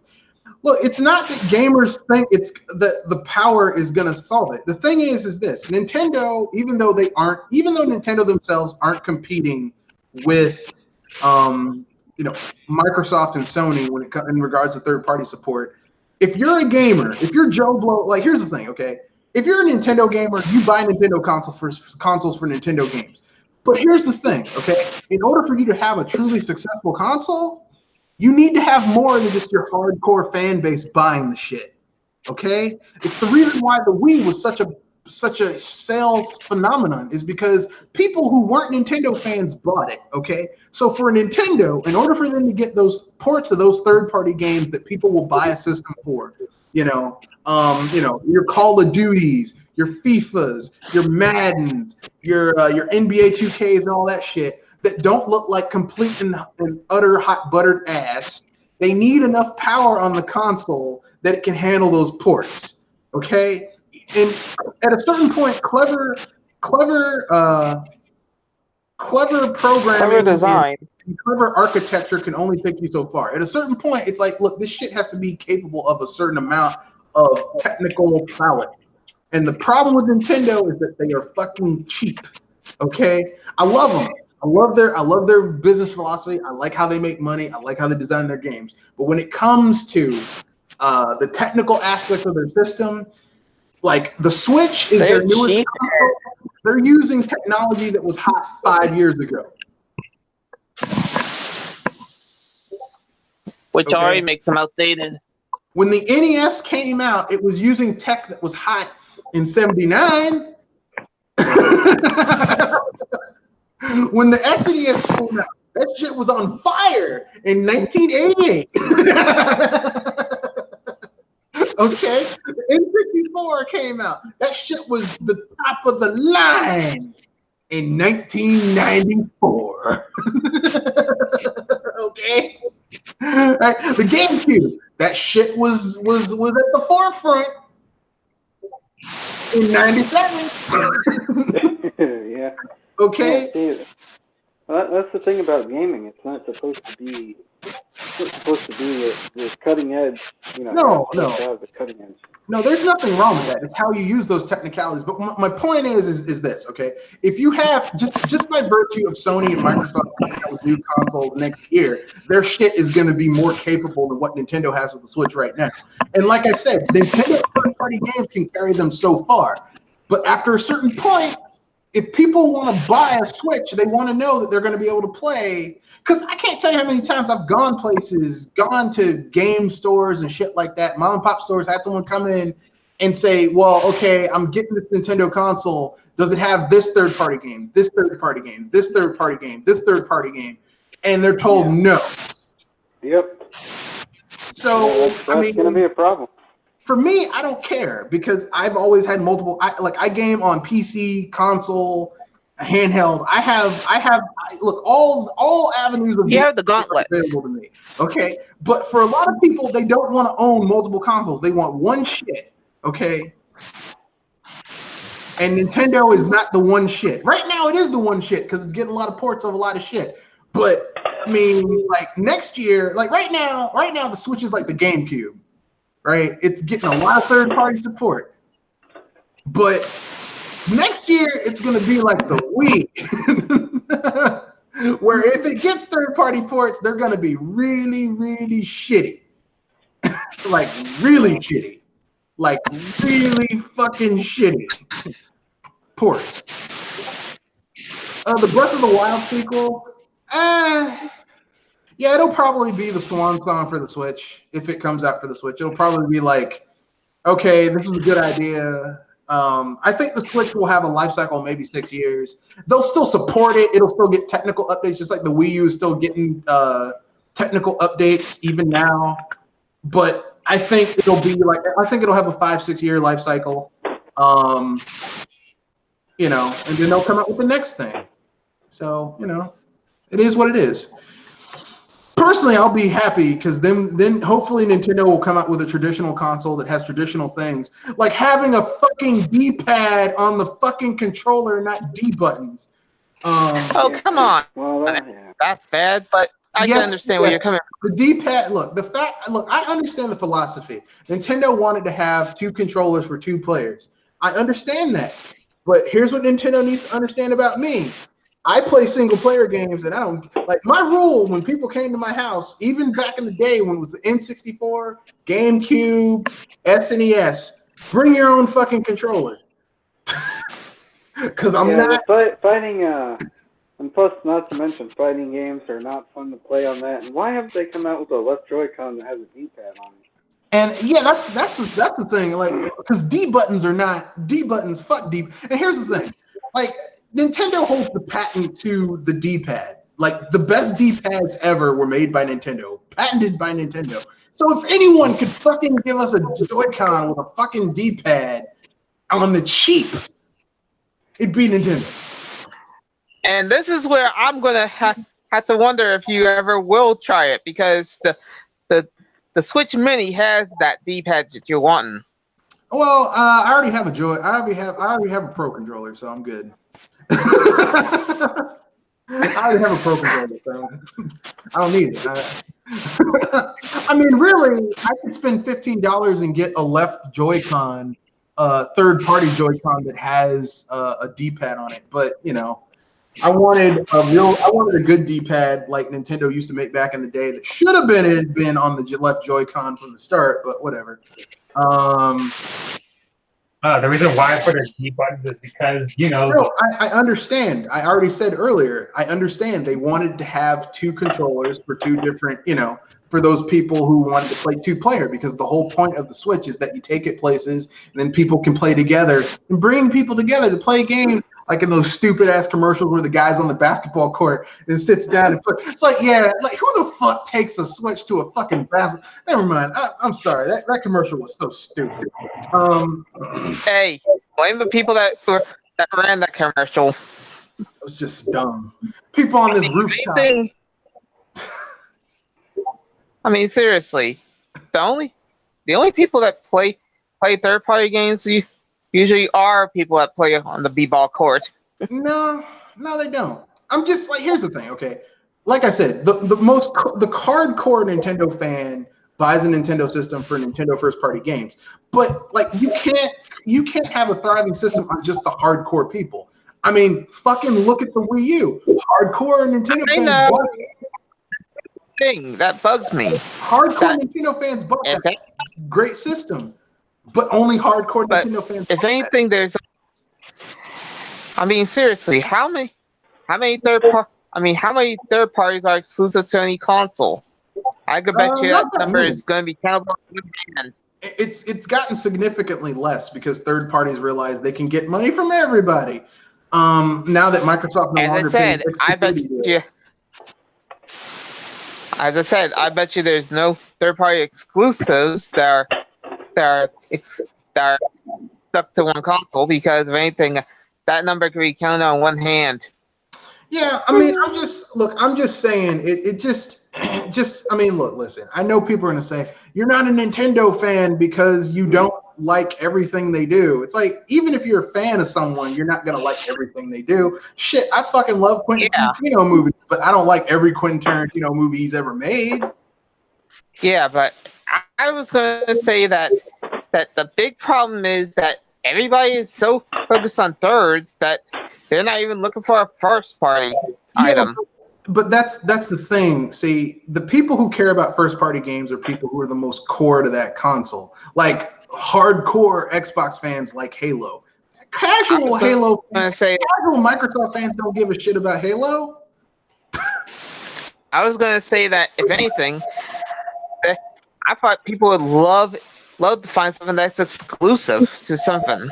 Well, exclusives are nice, but like casuals, like I said, casuals want the widest library with the least amount of cost.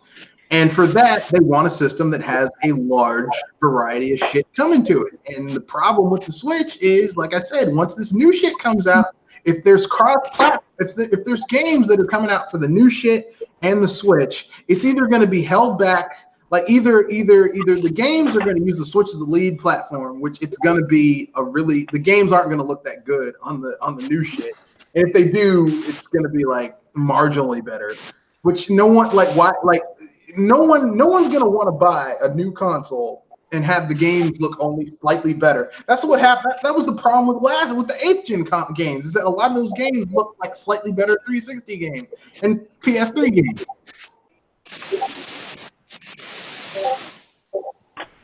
The sequel can be crossed in. I mean, they might do that. I hope not. I mean, personally, with Breath of the Wild 2, I hope they actually have fucking dungeons in this game and not that bullshit they had last time. And tools and shit. But I mean, who knows? I mean, I'm kind of jaded about Nintendo after buying into the hype with Breath of the Wild.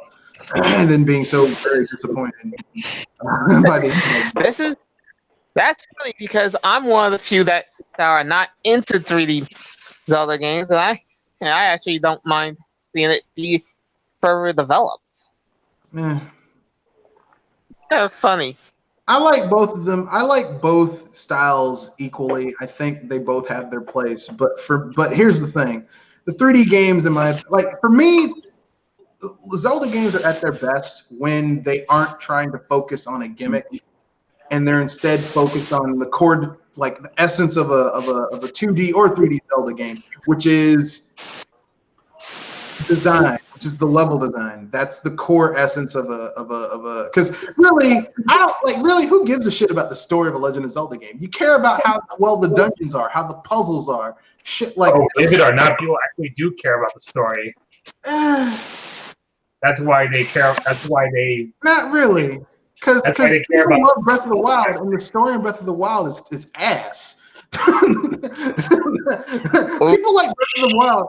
People like Breath of the Wild because they like how free and open it is. But really, like when people think about The Legend of Zelda, the cool thing about a Legend of Zelda game is when you go into a dungeon and basically going into a dungeon and figuring out puzzles It's and the having puzzle that aha moment.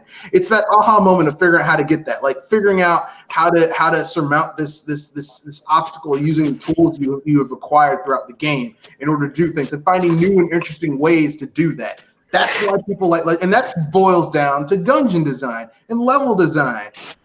For me, the Legend of Zelda that is fucked up the most were ones that were trying to push a gimmick over designing around a gimmick. Skyward Sword.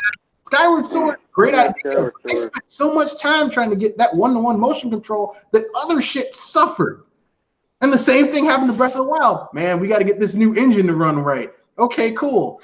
Then all this other shit that should have been in there just is not there. They're like, well, we can't have that. We can't have that.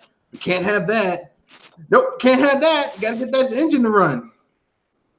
We'll put some half-ass dungeons in here, kind of, sort of, but they're not really dungeons. Like the shrines aren't really dungeons. They're more like those little hidden little grottos you had in Ocarina of Time or Link to the Past, where you go in, you find a heart piece, or you go in and find some rupees or some shit. They weren't really dungeons. And the mainline dungeons they had were more like mini dungeons. And you fought the same boss every time with minor variations.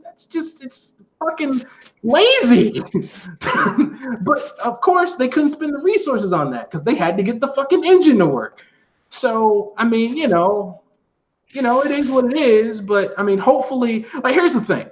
The good thing about Breath of the Wild is that they don't have to get the engine to work because you know what? The engine already works. So now, hopefully, in the sequel, we can have some proper fucking dungeons. We can have some fucking fishing. Hopefully, they'll fix that fucking weapons breaking in the middle of a fight because it's like having your condom break in the middle of fucking. TMI. Well, I mean, it's a very inconvenient event. Okay, that's all I'm saying. All right. Yeah. And Yeah, or I even, was agreeing with you there. or I'll use it even a slightly more PC example. It's like you're in the middle of a movie and you really got to go to the bathroom, like really badly, and you can't hold it.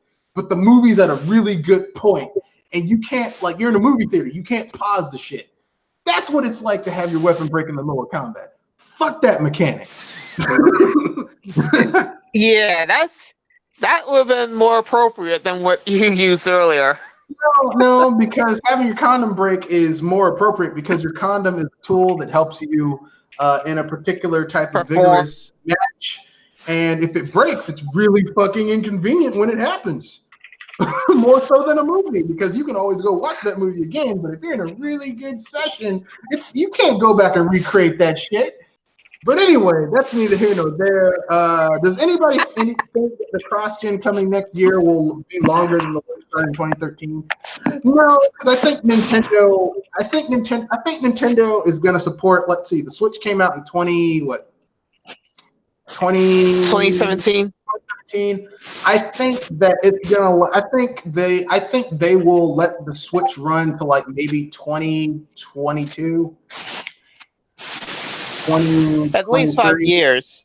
I think they'll do 6. and then they'll come out with their next console.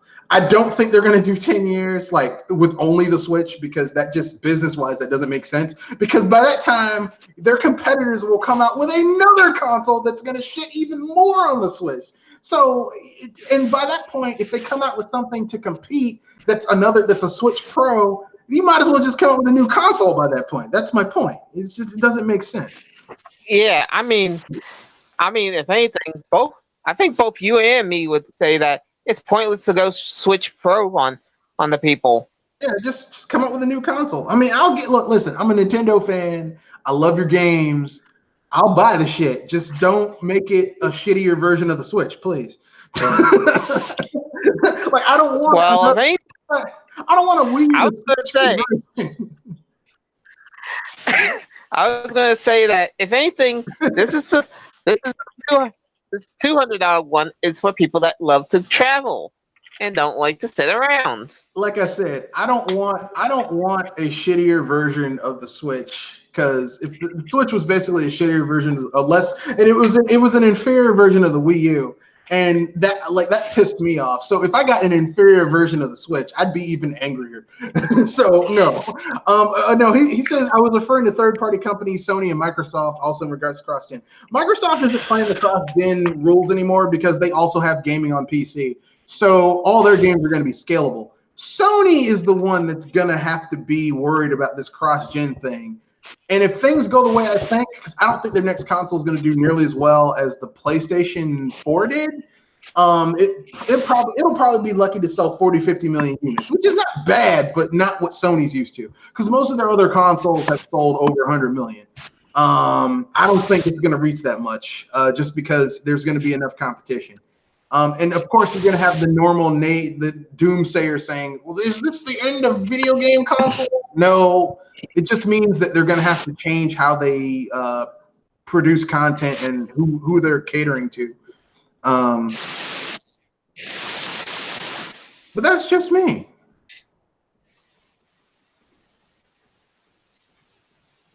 So, the end of video game consoles is coming. It's just not now. It's not anytime soon. Yeah, well, every single console gen they say that.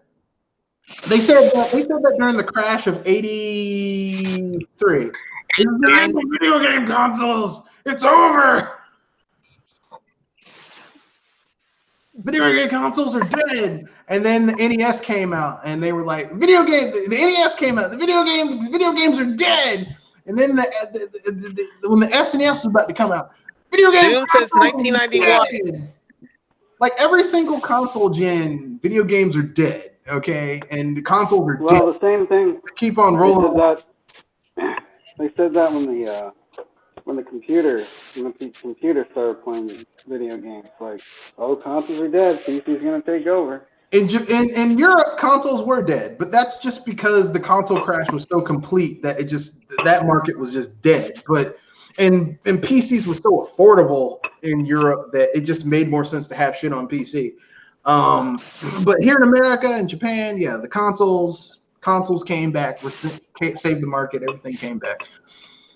But anyway, we were going to do the fun topic, but we've already gone over time, so it makes no sense. Anyone have anything else they want to say before we wrap things up? Well, what's the fun topic? Other than just going to save them for Saturday. Yeah, Saturday's podcast where we talk about more people fucking up. Oh God. Yeah, there's also because there's something EA related that just no. If it's a court decision, yeah, hold it until Saturday. Yeah, Saturday we'll be covering the news of the week. We will be covering EA lying to consumers yet again. This time about a Star Wars game. This lie is so bald-faced. It's gonna be like, I can't believe how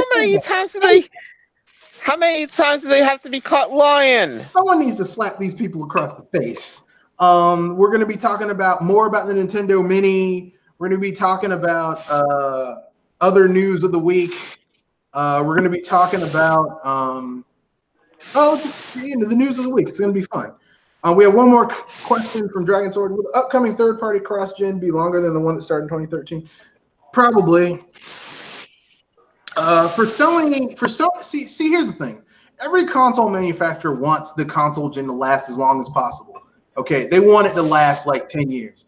No console gen has ever lasted 10 fucking years except for Atari. That's because they kept on re-releasing the same fucking hardware over and over again with different names. Like the Atari 5200 was basically a 2600 but slightly more powerful. But most of the games were basically the same shit over and over again. So you really like Pong, there you go. So I mean that's basically it. But every other console manufacturer, like no console gen has ever lasted 10 years. The original NES had a 6-year life cycle from, I'm including in Japan, from like 85 to 91, 92. I think the last game that came out for the system was Wario Woods officially. The SNES had a 6-year life cycle. Then you had the N64, had like a 5-6 year life cycle. Technically the Wii is still alive because there's still games coming out for it. Just Dance is coming out for this year. So the Wii has a long ass lifestyle. That motherfucker's like a goddamn zombie. Shoot it in the head, maybe it will die this time. It won't die. Satoru Iwata is he's still got that little motherfucker going around kicking ass, taking names. The spirit of gaming still lives in something, at least. Yeah, I think Just Dance 2020 is also coming to the Wii U, so technically it's still alive, kinda. So I mean, by and large, I mean, when I say a console is alive, that means is it being heavily supported by the people who made it, first party, like, and so in that regard, the Wii is dead, the Wii U is dead. The Wii U is on life support because I think it recently got a technical update that makes it more stable, whatever. But I mean, yeah, like there's no console that has still been alive that has had a 10-year life cycle. They may want it to have a 10-year life cycle, but it ain't happened yet. I don't think you're ever. And to be honest with you, if someone told me, yes, here's a console and you have to play this console and just this console for 10 goddamn years, I would be mad as hell. I mean, I love the Super Nintendo, but if all I had from Nintendo for 10 years was the Super Nintendo, and I saw the PS1 came out, the PS2 came out, the Dreamcast came out, the Sega Saturn came out, and I was stuck just playing on the SNES. I love the SNES, but that would be fucking that would be horrifying. That's terrifying. That is a terrifying idea.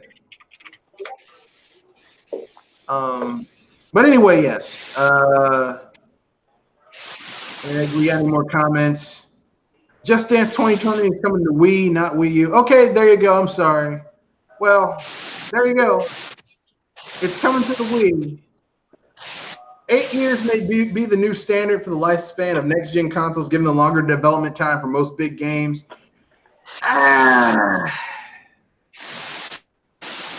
Dragon, I don't know.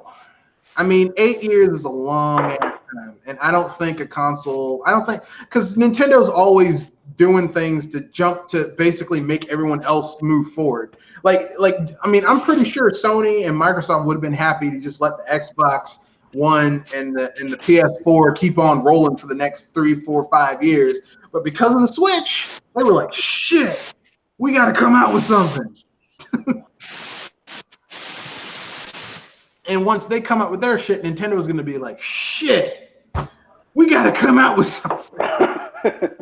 So, I mean, you're never going to see an 8-year-long console development cycle. What you're going to see is more games that use like a common code, a shared engine. You're going to see games use engines that are scalable. You're going to see games use engines that kind of like CD Projekt Red scaled down what I'm calling the ugliest version of Witcher 3 on the Switch. Have you seen that game in handheld mode? Oh god, that game. I bet it's hideous looking. I bet it's bad. So I'll just stick to the PC version. It looks like shit. I mean, like here's the thing: The Witcher 3 doesn't play well on any home console, but on the handheld version of the Switch, oh god. No, I was like, I first heard that The Witcher 3 was coming to the Switch. I'm like, it barely runs on vanilla PS4 and Xbox One. What makes you think it's going to run on the Switch? That's what I'm saying. It runs badly on it. It runs poorly on and not because it's poorly optimized. It's just that game is so massive and has so much shit going on. Heck, the DEA console right now, Wii U, did that jump start with the Xbox One and the PS4? No, I think the Wii U jump started because basically Nintendo saw that the Wii was getting diminishing support, and they were like, shit. We need to finally jump into the HD generation. Like they had to jump into like, here's the thing, okay? If you own a tech company, like if you own a movie studio, you can't just keep on using film, because at a certain point you got to jump into digital. You just got to do it. At a certain point you got to jump into digital film. So I mean, the same thing with you know, a console manufacturer. At a certain point you got to jump into HD and super HD and higher, like look, listen, I love Link to the Past, but eventually they had to jump to a 3D space. You know? I mean, I love Super Mario World, but eventually they had to jump to Super Mario 64. You know? You know, like things have to move forward, you know? Shit has to change. Okay? No, he means if it wasn't for the Wii U, the PlayStation 4 and the Xbox One wouldn't have existed so early. They would have kept. Yeah, that's true. That's true. The Wii U, well, yeah, the Wii U kind of forced them to kind of get their shit out. The Switch is definitely forcing them to get their shit out right now. Because believe me, Sony did not want to put out a PS5. They wanted to ride that PS4 for another like 2 or 3 years, even 4 years if they could. But Nintendo was like, yeah, we ain't gonna let you have this shit. Like they were like Franco in The Godfather, when Sonny kicks his ass in the street for beating his sister, where he like grabs this railing and Sonny's like, I'm not even, because sometimes when you're in pain, if you grab something and hold on to it, you can kind of mitigate some of that pain. And Sonny was like, no, I'm not even going to let you have this railing. He goes down and he bites his hand so that he can't, so he lets go. So he just keeps on kicking his ass. That's how Nintendo was with the Switch and the Xbox One and the PS4. They were like, shit, can let us hold on for 2 years? Nope. Come out with the next shit. You don't even get 2 years. So, you know, I mean, this is how technology goes. They come out with new shit comes out. That's just the way it is. New shit. Technology spurs technology, which spurs technology. And frankly speaking, like I said, I'm happy that they're doing that. I mean, like, people are like, yeah, like everyone thinks that's a good thing. Do you know how fucking horrifying it would be to have the same console for 10 years? To be honest with you, it's a little tricky because some things are so good, and yet sometimes their age shows when it lasted so long. Yeah, I mean, like, okay, look, I love the Wii, one of my favorite home consoles, and has some great games on it. I thought you were going to aim at the 3DS again. No, I'm saying the Wii. I love the Wii. But here's the thing, okay? Aren't you interested to see what Suda51 can do with No More Heroes 3 when he doesn't have the limitations of the Wii on it? Like with all the extra processing power and the shit he could do, aren't you curious to see? Stop right there. I said stop right there because I know what you're gonna say.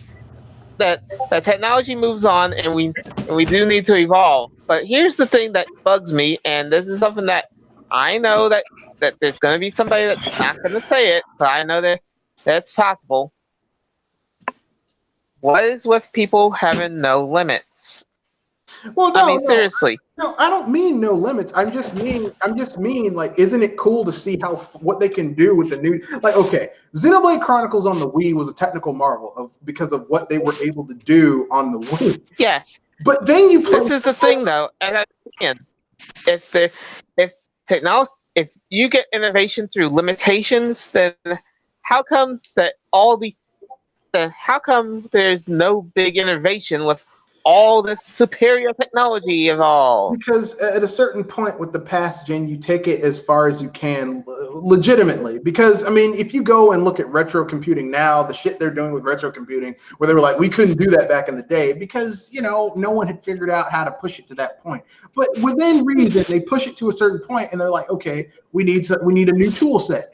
Now, I know people say, well, isn't it nice that they would push it But really, I would not want to like. I love the SNES, but I wouldn't want to fucking just have games on the SNES for 10 goddamn years. I'm glad Nintendo jumped from the SNES to the N64. I'm glad we went from Super Mario World to Super Mario 64, because if we hadn't jumped from Super Mario World to Super Mario 64, we wouldn't have Super Mario 64. We wouldn't have the bellwether for a third-person platformer that basically set the standard for third-person platformers, which is used today.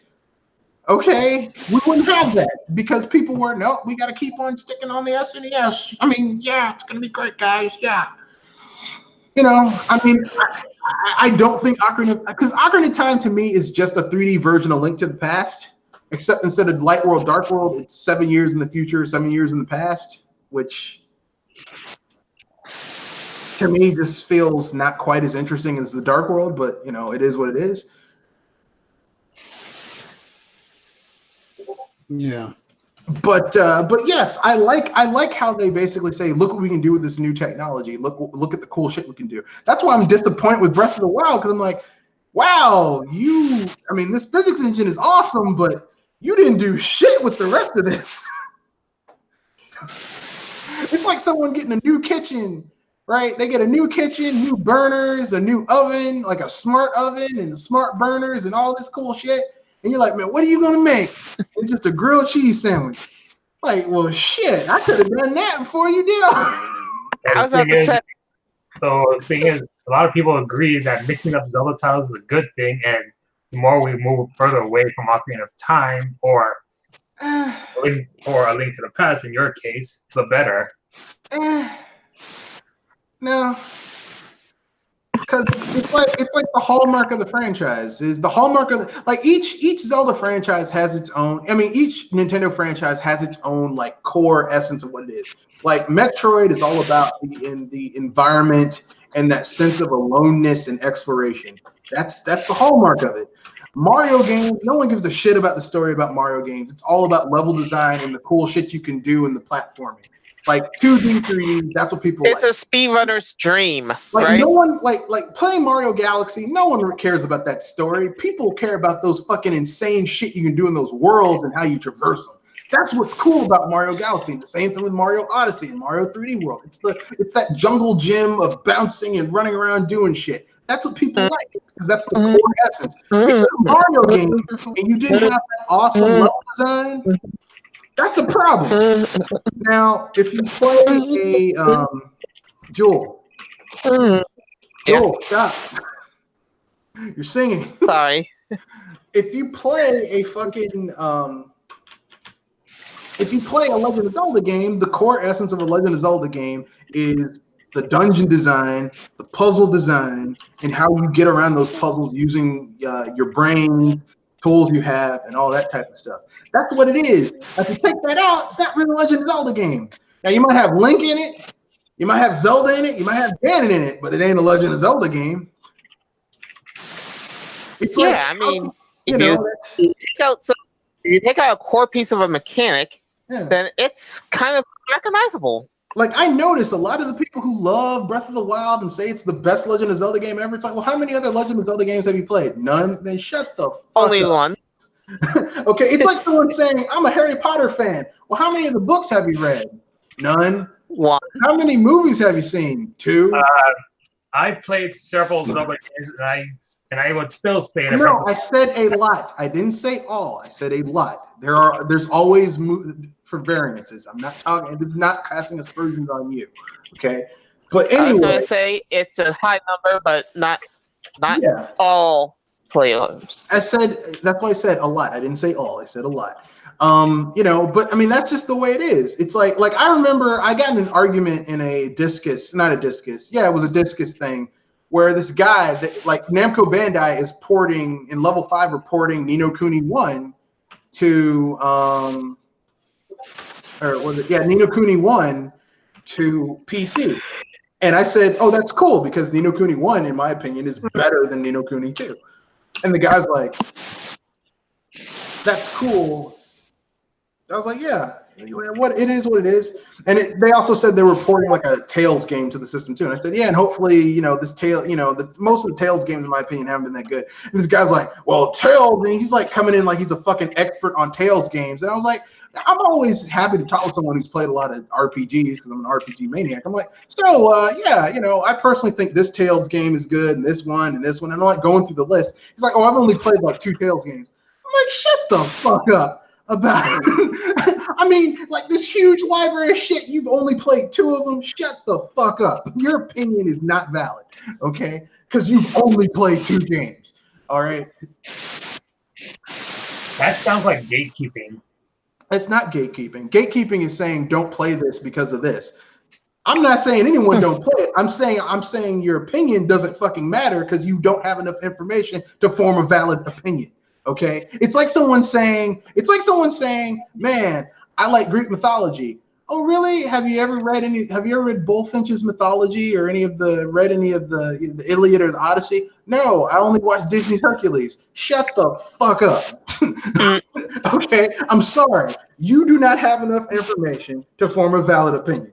So shut the fuck up. You have an opinion, but I'm not going to take your opinion seriously because you don't have enough information to form a valid opinion. It's like someone saying they're a Batman fan, but they've only watched Tim Burton's Batman, Batman Returns. They've only watched the movies. They never read a Batman comic or anything.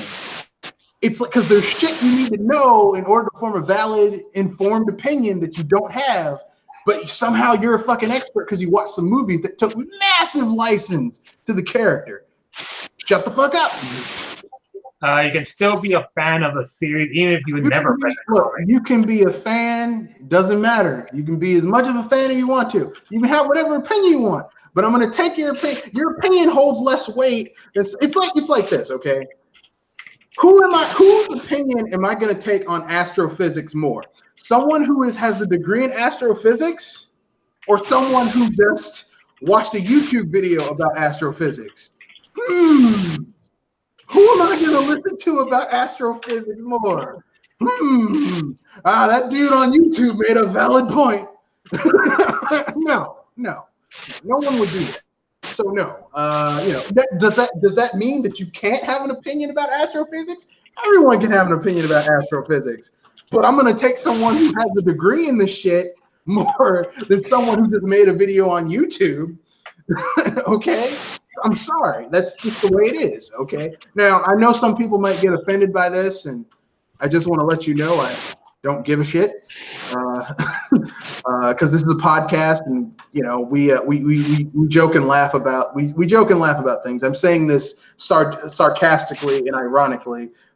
These aren't exactly I don't hate people who have opinions about things that they don't really have enough information to form an informed opinion about. But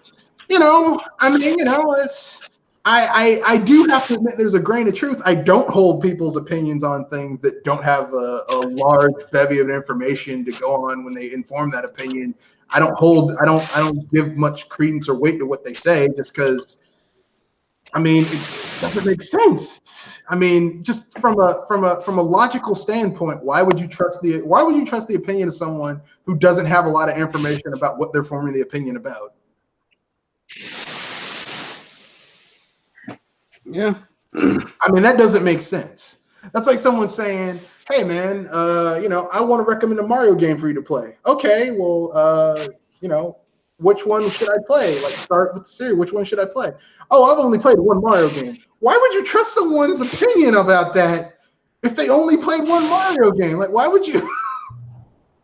Like, I wouldn't. I'd be like, you can give me your opinion, but I'm not going to listen to it because you've only played 1 game. Shit, that's stupid. Well, I don't necessarily agree that not necessarily. They can still recommend them to play the only Mario game they played. No, that's what I'm saying. I didn't say they couldn't. Look, you heard me. I didn't say they shouldn't make the recommendation. I didn't say they shouldn't make the recommendation. I didn't even say they didn't have the right to make the recommendation. I'm saying that logically speaking, and here's the thing, okay? I don't know about you. I try to make my decisions based on logical reasoning and not just my gut reaction or feelings, because feelings can betray you And belief and faith, by its very definition, means believing in shit without evidence. I don't like believing in shit without evidence. I like to have evidence and logical reasoning as the foundation of me making choices. So why would I give a lot of weight to someone's opinion when they don't have a lot of information to create that opinion?